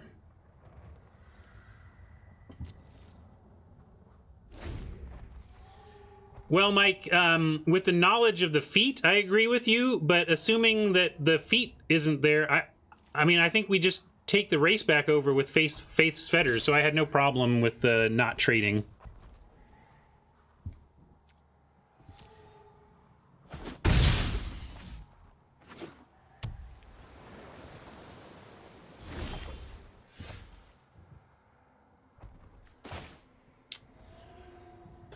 Let's go double battlements.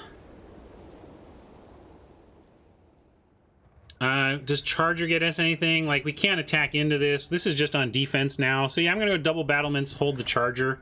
Next turn we can Acolyte Charger, potentially.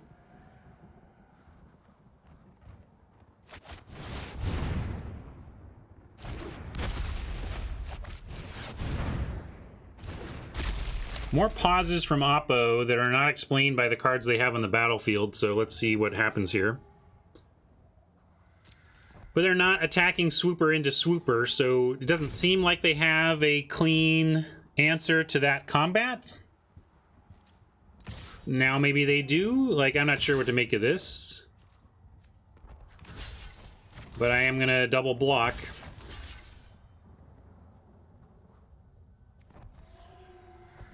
Yeah, Charger after Acolyte to pump the life gain is something we can consider here.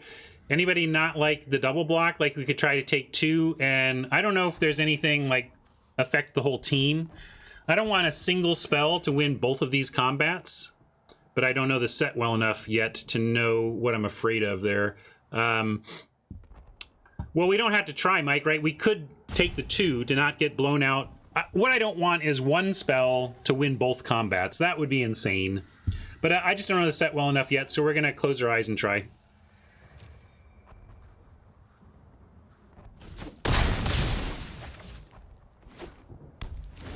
All right, that was great. Now,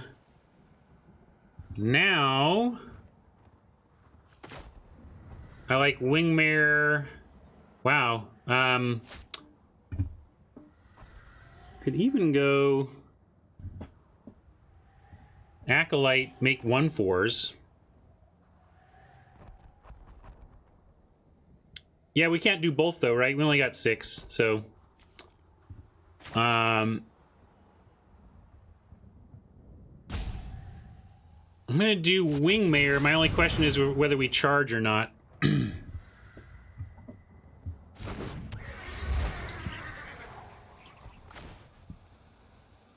And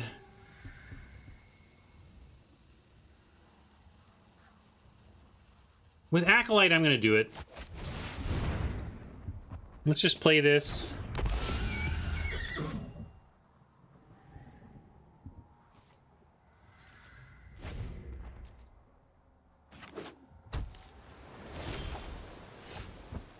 Nice. Charger is ultimately going to trade for the this if we attack with it this turn, but we can put counter, and next turn counter it up out of range of this. So I'm going to go like so, but I'm only going to send this one right now. I'm not going to offer this trade yet because we have this next turn where it's not a trade anymore.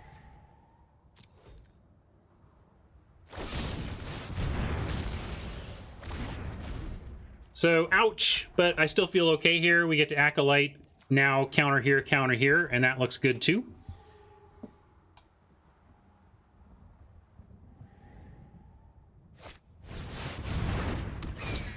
Yeah, means now they have trades with the Gaggle Master, but at least they're trades. Ooh, Staunch to Shield Mate. Do we need to put a counter on that? Nope. Plan is the same. We're going to Acolyte onto Charger and Acolyte and send both of those trade options at Oppo.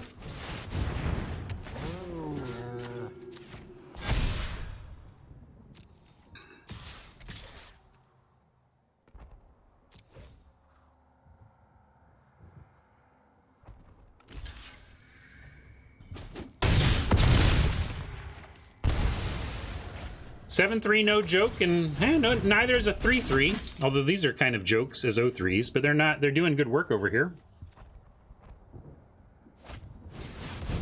Oh.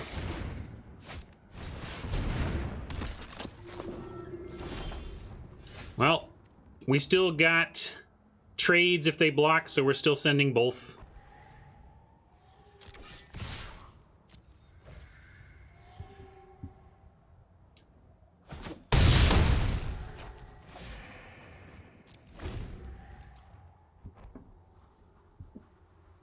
Come on, deck. Hang in there, deck.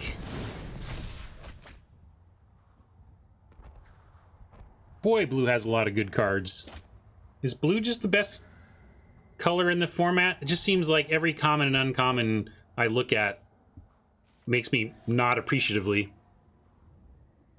Yeah, sure, we can do a little full control fake.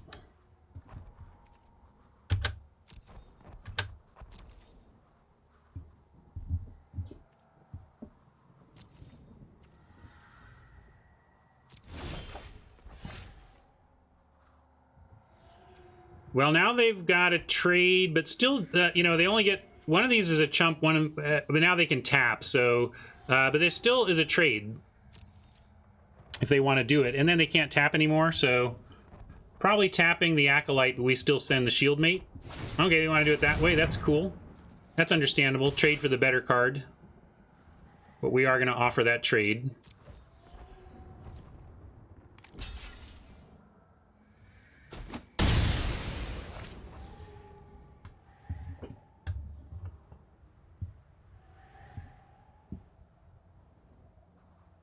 Yeah, they can't tap, which is a big game. We have nothing expensive in our deck, so I'm going to double sandbag here. Yes. Welcome. Opening.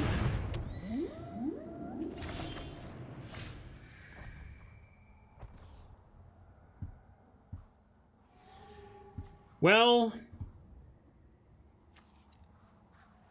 Good time for fetters, I suppose, but now I'm not sure how we get there from here.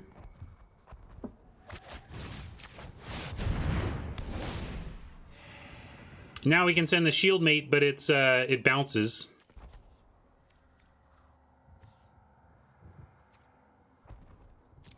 So we'll hold back.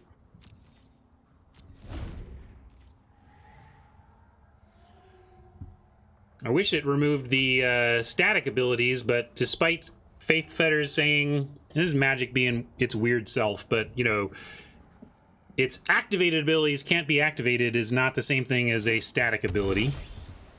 But here we go. Here's something that, with help, can attack into this Enforcer, which was what I was really looking for.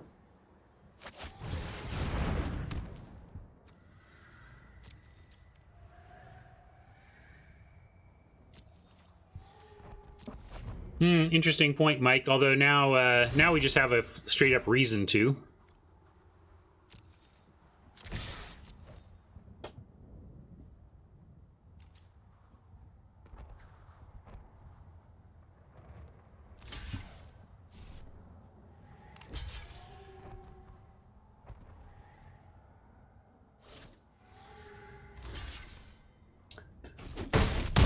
They're trying to figure out if and when they need to trade. The answers are going to be soon with this dude coming down.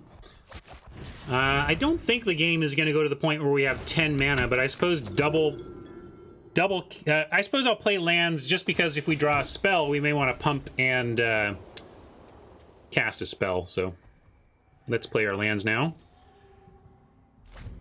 Yeah, it's not 4, but we still want to do it for the pump and cast what we draw, right?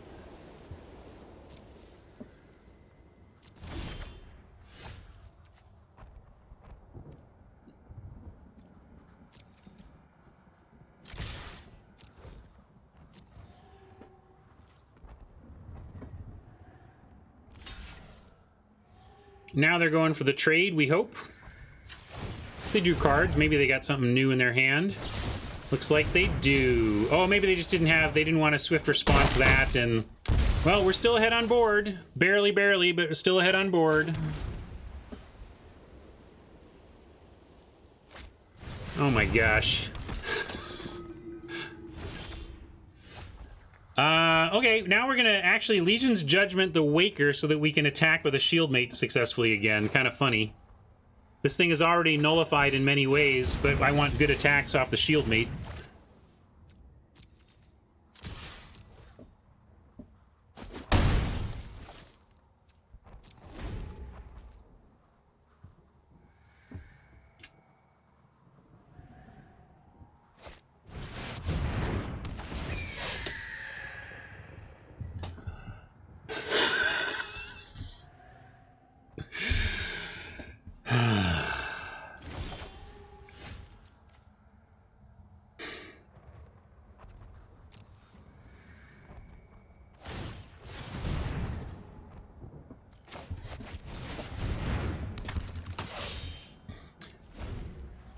trying to get there. Can they blank again? No! Can we get some cool stuff in our deck? I want something cool. Come on. Oh, you're going to attack? Well, thanks. Maybe they have some untap thing or something, but I would not risk that.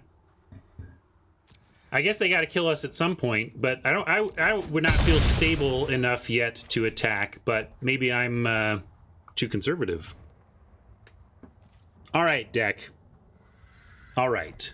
Also, I forgot about this reason to sandbag lands.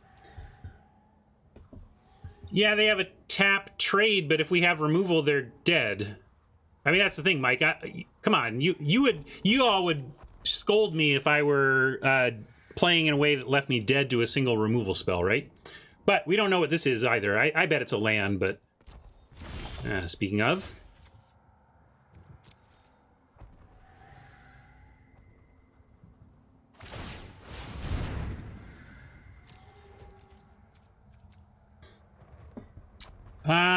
Offer the trade. Yeah, I guess so.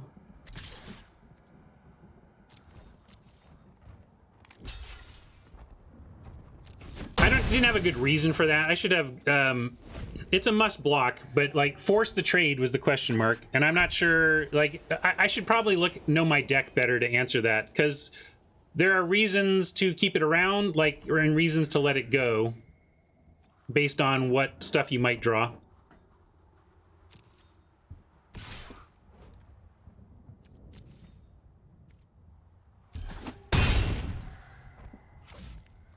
Come on, deck.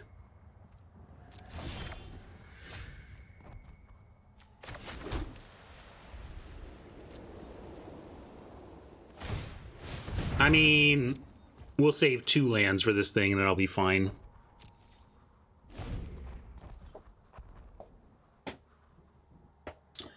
I try not to play so that one removal spell means I'm dead unless it's our only hope. Unless there's no other options. But you can be thinking the only way we win this is if we get lucky and aggro. I've had so many things bounced and stolen today, it's nonsense. I can't believe. Ah! Come on!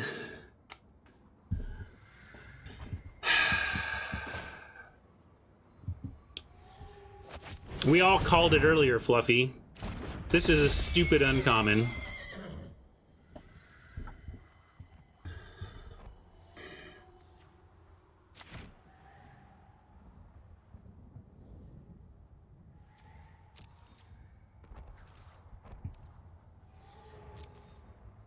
Wow.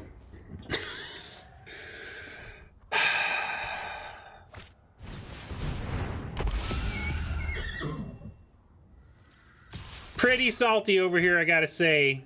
Pretty salty.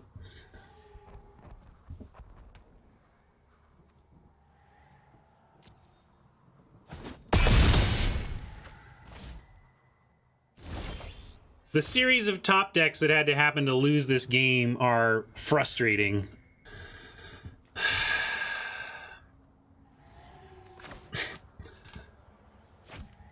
Wow. Good job, Marmot. You got lucky, sir, or ma'am, or however you self-describe.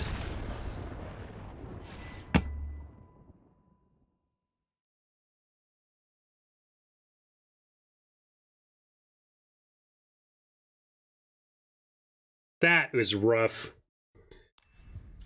We had to get top decked upon while failing to find anything, and it all happened. And on the cusp of the big upgrade, too.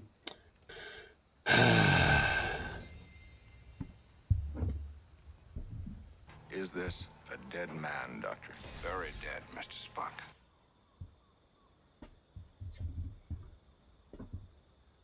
Not terrible, but we wanted better.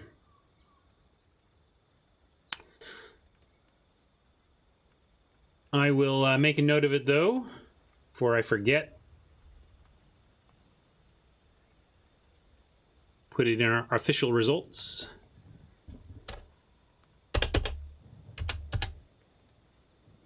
That was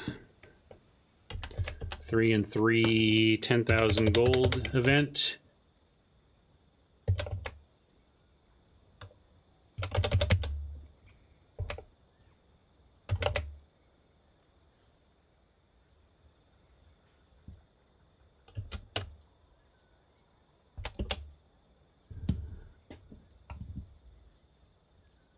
I should do a sealed. I don't even like. I don't like sealed. I can. Anybody else have a draft yet that they want to battle? I could play that one more time against chat. All right, I'll play Media and then I'm going to call it a stream. I streamed extra long yesterday and I have a lot to do today, so I don't want to go super long today. But I will take on Media here. And anybody else who wants to bring it, and then we'll call it a stream. Maybe we'll do 1 or 2 more games. I really like the deck. I want to try it some more.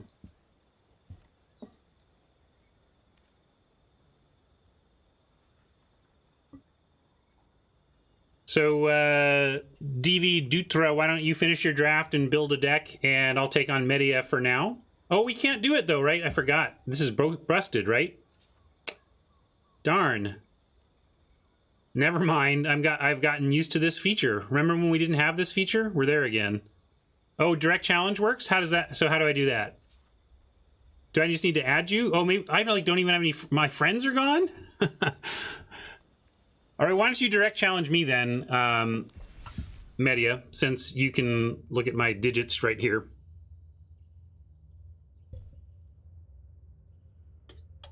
Oh, it's next to my gems up here. Up here? Good to see you again. We both need to do it. Okay. Then from this... Oh, wrong scene. Here we go. Got it. Direct challenge. And then... So then, Media, I need your numbers. Since they took away my buddies, I don't know what your numbers are anymore. Okay, there we go.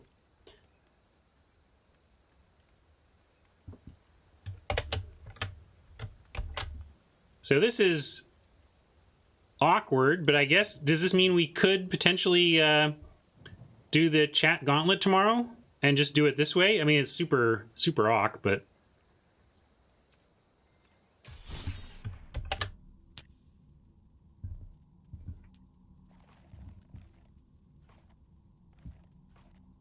oh wait, I need to go. Oh, it's wrong thing. We want traditional limited cards. Here we go. Got it. I'm getting there, folks. I'm getting there.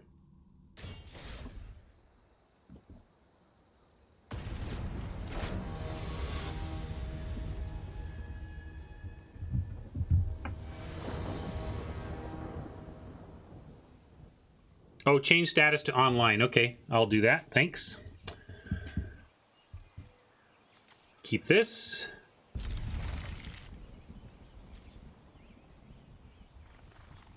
Oh, but I am on. Oh, there we go. Now is it? Oh, anyway.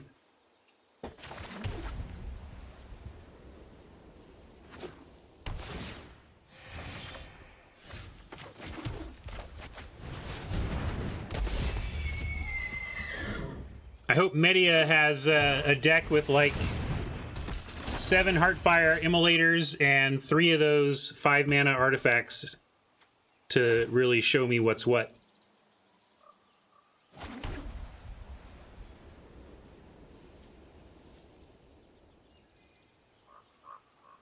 Yeah, let's charge here and offer the trade, or say take 5. Then we get Acolyte pumping up our chargers. That's cool. All right, maybe not. If we come up with a different play, I'll play, yes, like a scanner. I didn't want to have to play this into only 1 creature, and scanner lets us try to get max value out of the charger, I mean out of the acolytes, but I don't need to play that first. Let's attack.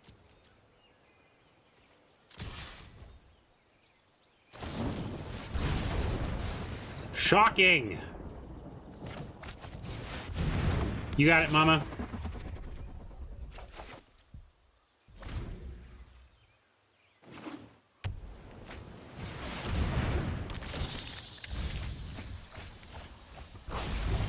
There's that grub at its worst case scenario of Wishcoin Crab. I like that we got a swooper, though. We can swoop, and obviously Scanner already has flying, but I just like having 2 flyers to start throwing counters on with these 2.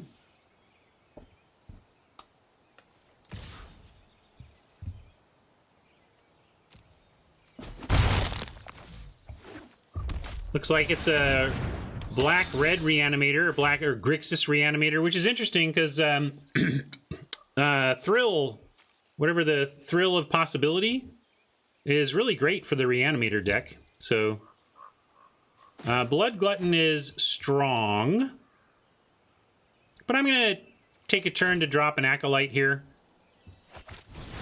Maybe we find a 2-drop on top of our library. Next turn we can 2-spell with Judgment and a 2-drop.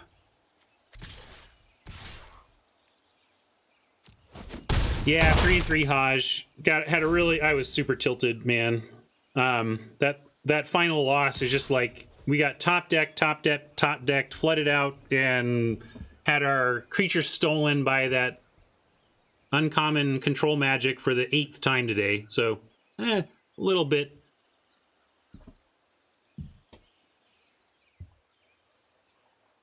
Punt, play to land before Scanner. What's your point, though, Rob?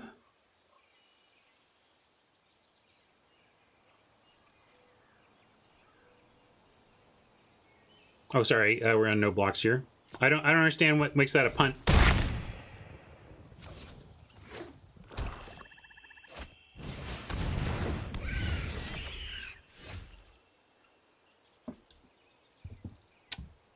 Let's go ahead and fetters.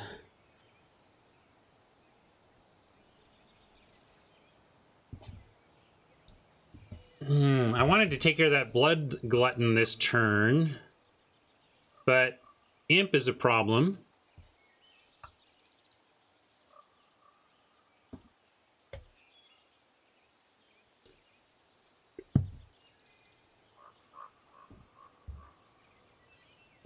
If we were a 2-color deck, you could argue it was a punt, but this is a mono red deck, so that's why I don't think it is any kind of punt.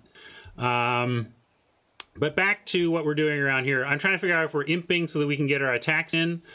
I'm going to go ahead and send in the Scanner only. See if Jedi wants to make that trade. I don't think so. And then we, yeah, kill the 4/3.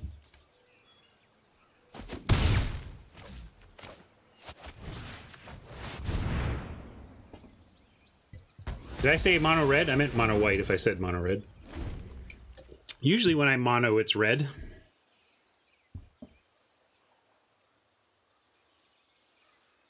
Now Carrion Grub gets the other Judgment.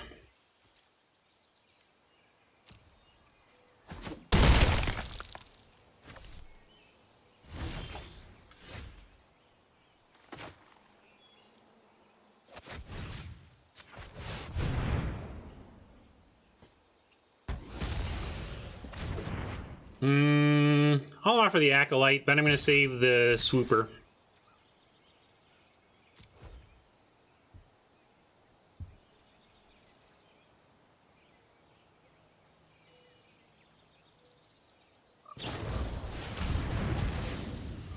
I will not save the Swooper.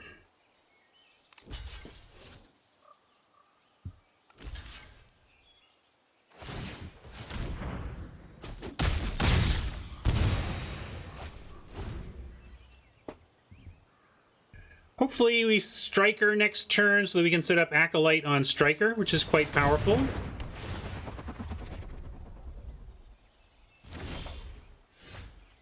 Can't 2-spell here no matter how we slice it, so just gonna do the Striker after an attack. Hopefully there's no tricks here. Hey, Timnos. I am enjoying playing some new stuff, and I'm enjoying that it's a little bit more straightforward, actually. I'm enjoying this more than Ikoria right now.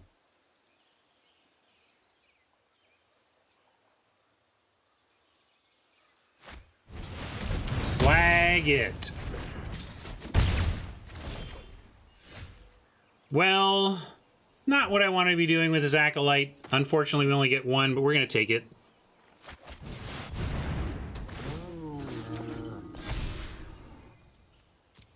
I'm going to sandbag a little land now because we do have the discard dude. We drafted pack one, pick one Acolyte, and then we got like a third or fourth pick. You know, we got a Faith Fetters in the middle of pack one. Basically, white. We leaned white early, and then it kept flowing, and then there was no reason to be anything else, really.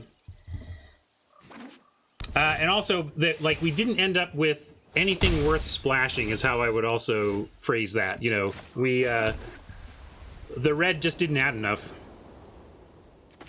We're gonna Fetters this.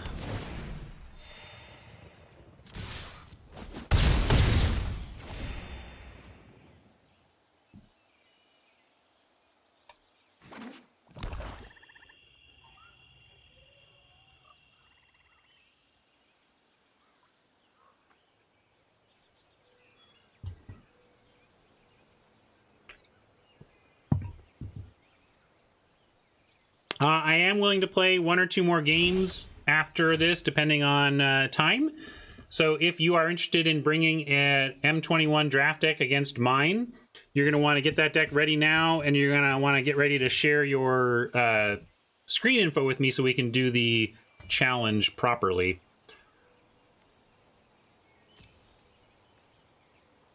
I played the land because 5 plus 7 is 5 plus 2 is 7.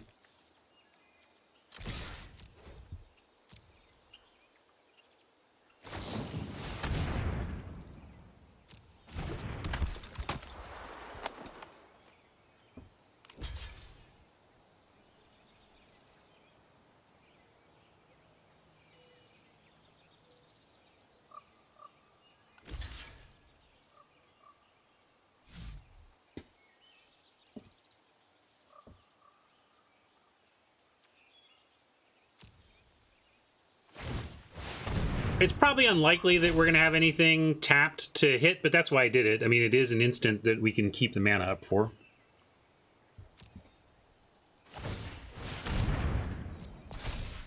Interesting little combo of stuff Black has been doing lately, you know, like the expensive 1/1 pump, the flash, you know, 2/1. It's kind of funny. It's a little...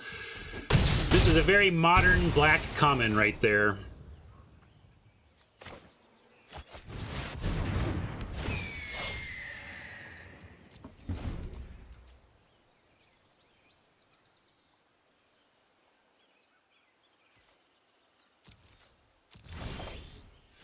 Play this first in case this Gaggle Master is killed. We want to get life out of the other one.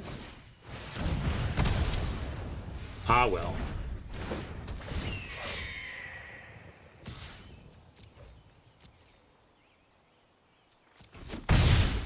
All right, we got 2 lethal creatures now. Is it enough? Did we get Media? Media is a tough out, as they say in baseball. But we got there.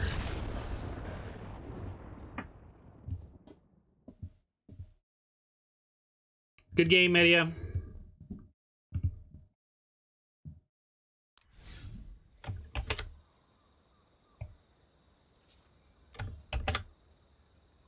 Well, I guess I don't need to do that. I just need to do it up here, right? So we go like this, and then like this, and like this, and like that. I'll go ahead and track this as wins and losses for the official record, just so we know how the deck's doing on the day. We're 4 and 3 right now.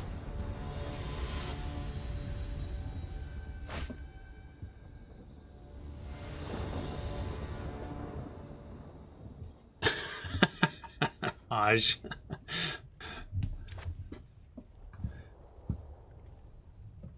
Oh man, this going on the play would be great, but 1 into 2 into these 4s are nice. Just need to find us a 3.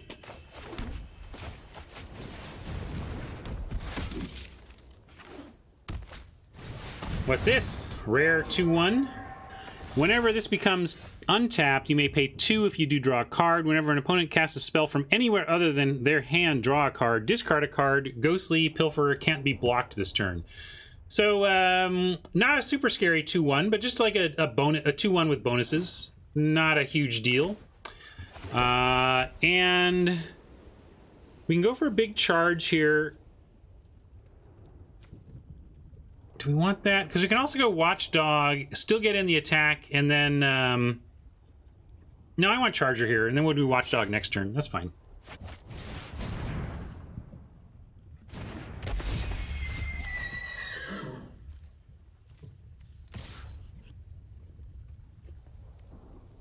Colossal Dreadmaw is especially a house in this format. It seems like all the removal that's not outright destroy is like tops at 5, you know? Even, you know, the Geyser, you pay 7 to kill, or 8 to kill a Dreadmaw.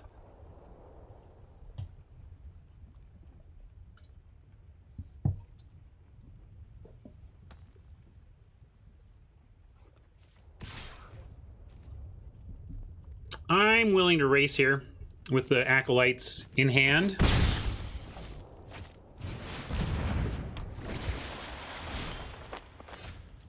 Nice to get our 4th land. We don't have any play but the Watchdog. If they remove the Watchdog, then Larcenist has a good attack, which is annoying, but I think I'm going to risk it here and keep attacking with our 3/1. Yeah, they want the trade anyway.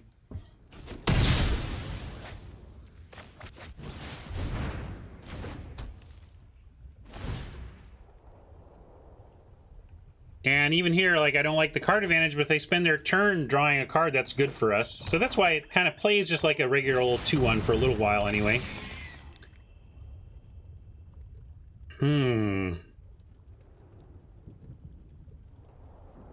Pretty good, but back-to-back Acolytes can actually get us above Lurker levels.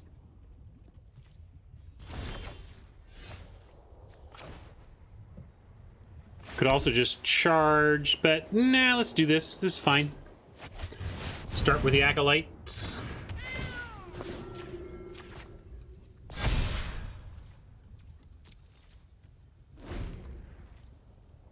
Hey, Cardinator, welcome. Glad you could make it.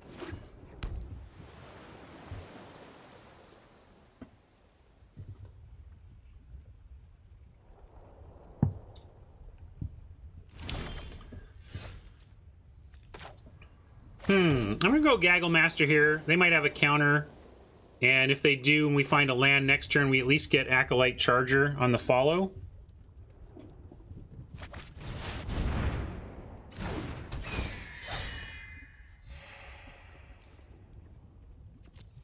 Because now we can go Acolyte and put a counter on, like, Watchdog Gaggle Master. Well, for a brief moment, I thought we could.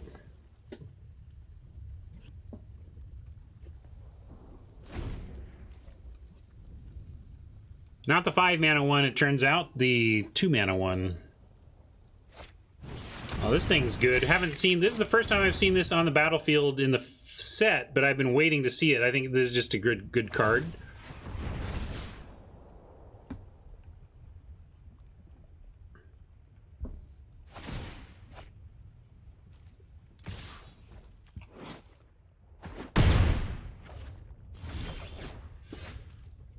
Savior's not bad either. But let's go Acolyte. I might as well go Savior first. And then we'll Acolyte up. What? Definitely the doggy. And then probably just our Lifelinker.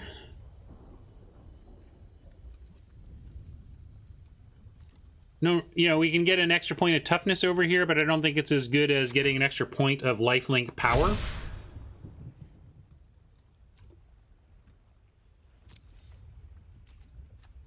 And we can make this doggy indestructible as needed.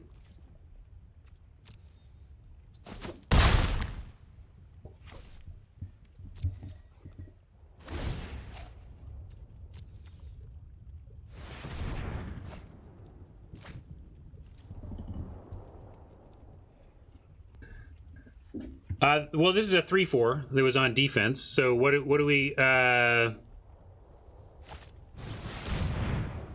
We get. Yeah, I guess we could have.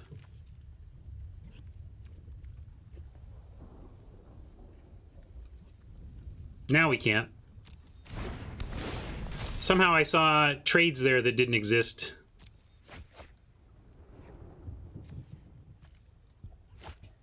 But now this is in Judgment range, so maybe we can find Legion's Judgment off the top for a top deck close out the stream blowout. Ready? Here it comes.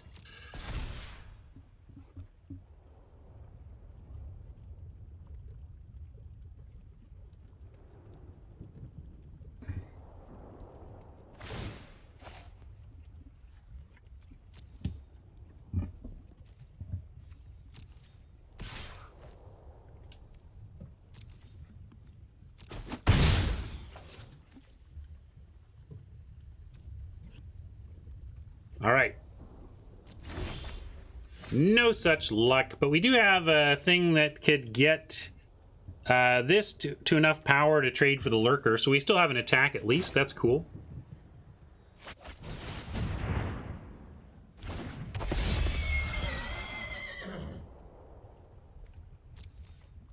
So, definitely sending the 6. If we suicide everything, what happens? They block the 3/4 lifelinker. They take 6, 7, 8, 9, 10, 11, and go to 2. Yeah, I think we swing all. Because our worst case, like, either they still do this, or they block our next best thing, which is this, and in that world it looks good for us. So, we just attack with everything. That's something I forget to do sometimes. A lot of my punts are like, oh, just make the obvious attack and don't really think about it. But, like, thinking about suicide attacks is an important part of maximizing your win percentage that I don't get right all the time. So I'm glad we got it right here. Yeah, and that's the other thing. We can save whatever they block with the savior anyway.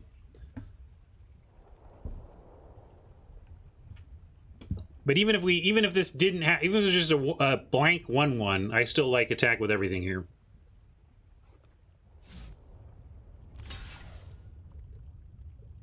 Yeah, certainly worth saving.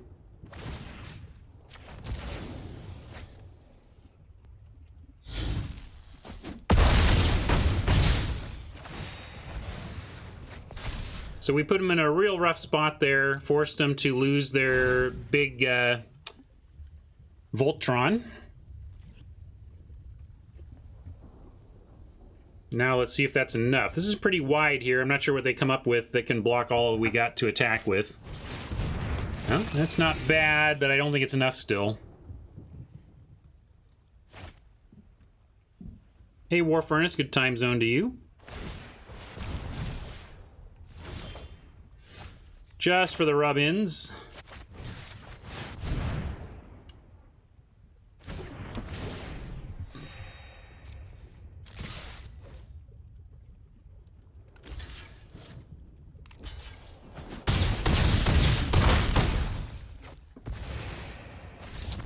All right, got another win. Thanks to chat for playing with me a little more after our deck didn't quite get to 7 in the queues. Thank you, DV. Good game. Or DVD. Should I call you DVD? DVD.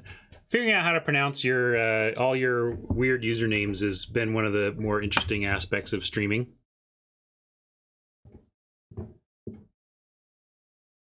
DV Dutra. Got it. Is Utra your last name? Dutra is your surname. I got it. Dave Dutra.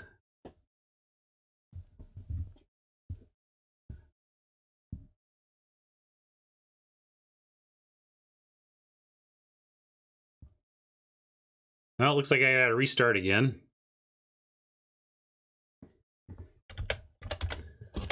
Oop, no, not the VIP one.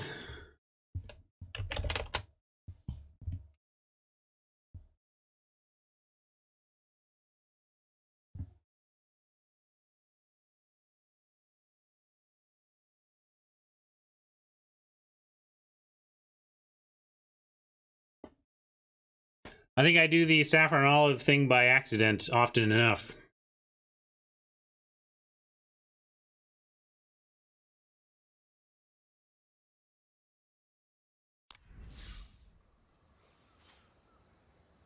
Doing your pre-release tomorrow and wondering what color I think is the best to play. Blue has seemed pretty insane. Was in agony losing to blue decks today. Black has a lot of strong cards too. Mama says red. Anyway, anybody want to play me? If I don't get a challenger here, I'm gonna call it a stream. This is your last chance. Here's my info.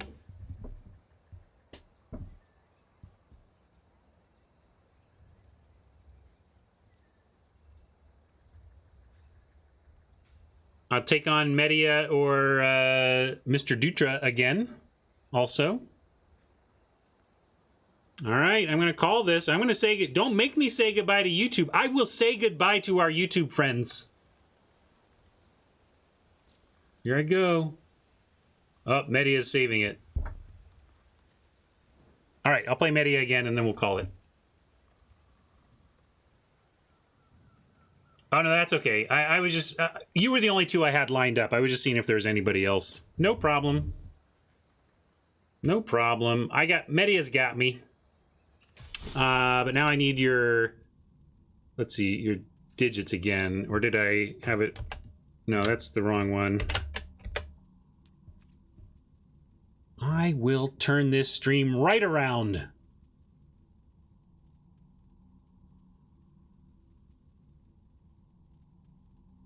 Oh, there it is.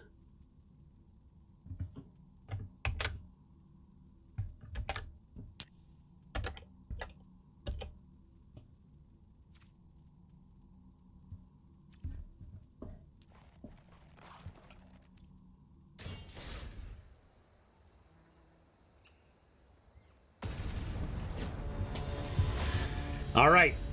Boy, can I take a second game off Media? I don't know. There's a nice curve for it, though. Savior into doggy with some nice 4s and 5s. Just need ourselves a little 3 and we got it.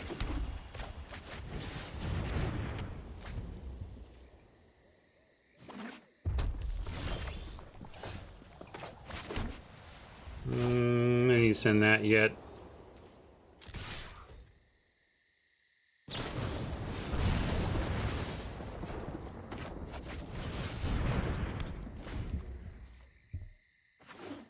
Three drop. Well, good joke. Very funny joke, Magic Gods. You got me. Ugh. If you're not specific with the Magic Gods, they get you every time.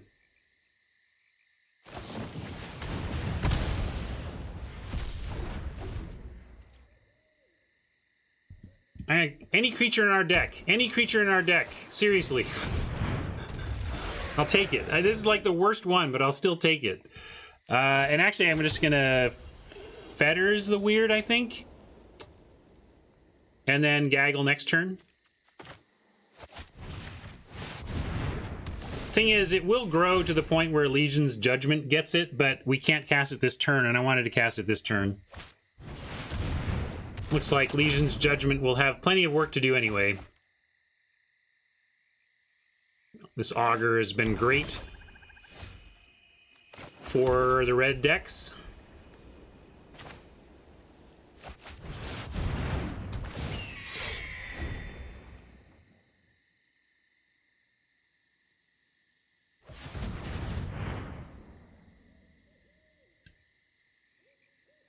Carefully... Oh, I thought Media was carefully killing our Gaggle Master, but this tapping strongly suggests Grasp of Darkness or the representation of it. Make him have it. But feels pretty graspy.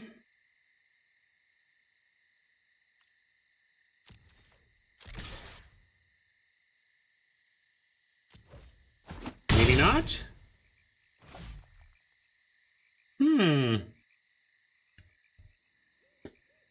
Well,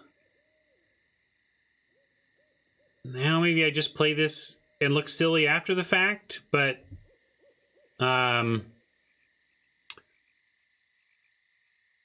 other option would be to like fetters the auger and assume there's yet another target for us for this somewhere. Yeah, I'm gonna do that. Sure.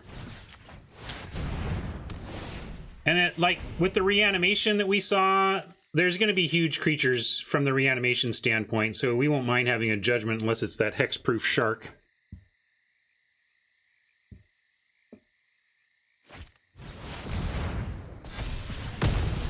Creature! Any creature! He says again. Well, I got it. I got what I asked for again. I think, though, I'm just going to... can we do a no-value Acolyte? That just seems wrong. Nah, forget it. I'm going to do this.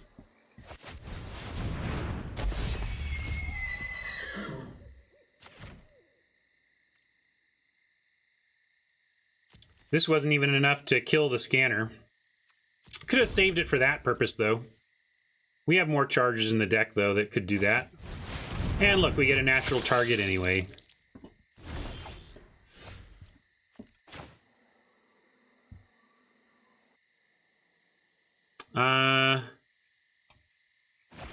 I'm going to take a turn to get the Acolyte down so that we set up Legion's Judgment with a charger that can attack next turn. If we draw a land, we even get Acolyte Legion's Judgment. We could send this now. I guess, yeah, we're fine to trade Charger for Glutton, so that's fine. Trade it. All right.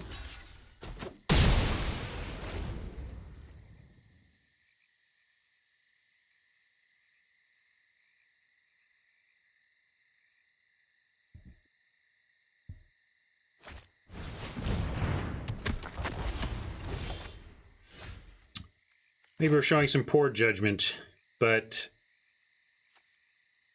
Acolyte down now. This, sacrifice it.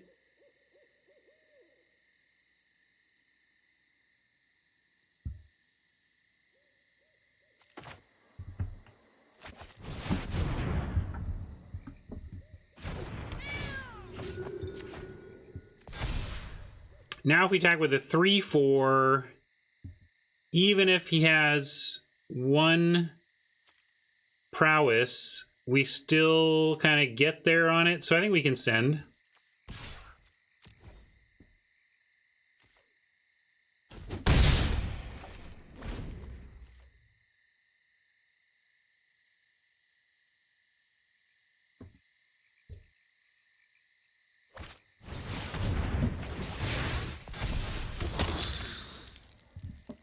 Oop, now they can go for the Acolyte kill.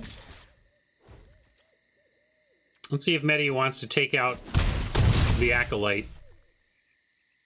Yep, but that's good for us. We ultimately, with this Judgment, have the better board situation. And we even get Scanner first.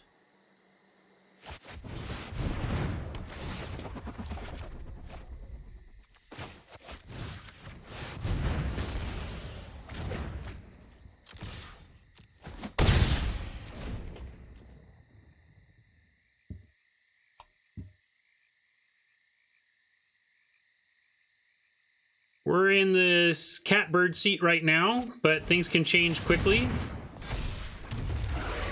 Experimental Overload is going to eat another Judgment. Boy, the removal in our deck has just been spot on and vital so far here.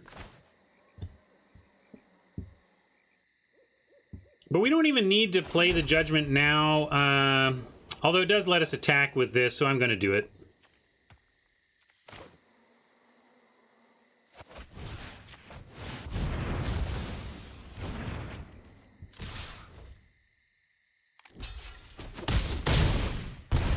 Another rise again.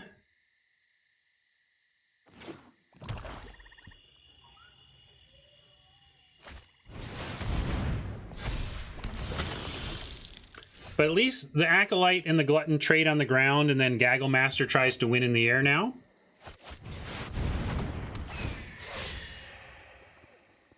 Yep. Here, I can...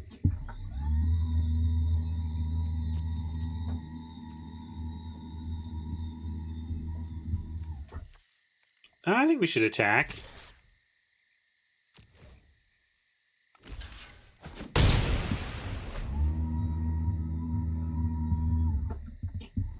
Rocket has finally gotten used to it. He doesn't complain anymore.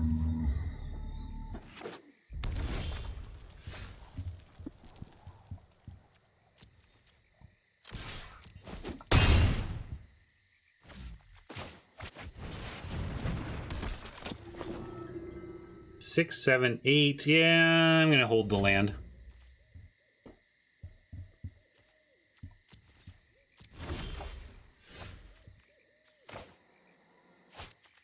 But now I'll play it so we can battlements and pump.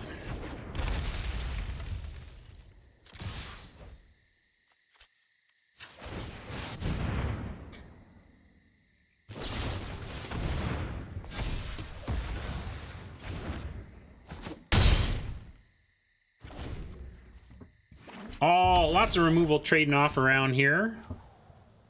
But right now, we've got the last creature standing, and hopefully it gets us there. Let's play another lethal threat.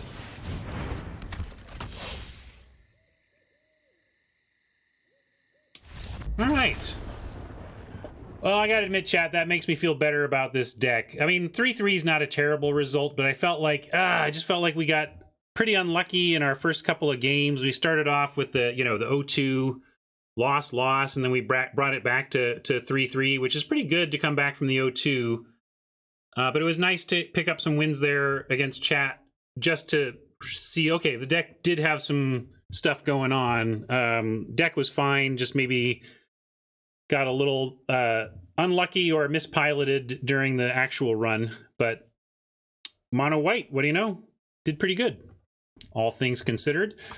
We're going to wrap up now, though. I will check your admin chat, Mama, and reply there after I get off the air here. But let's hop to Soapbox and say thank you to YouTube friends for hanging out for that one. Hope you enjoyed it, and hope they fix the client and iron out some of these launch wrinkles, okay? We're going to head out now, though, so see ya.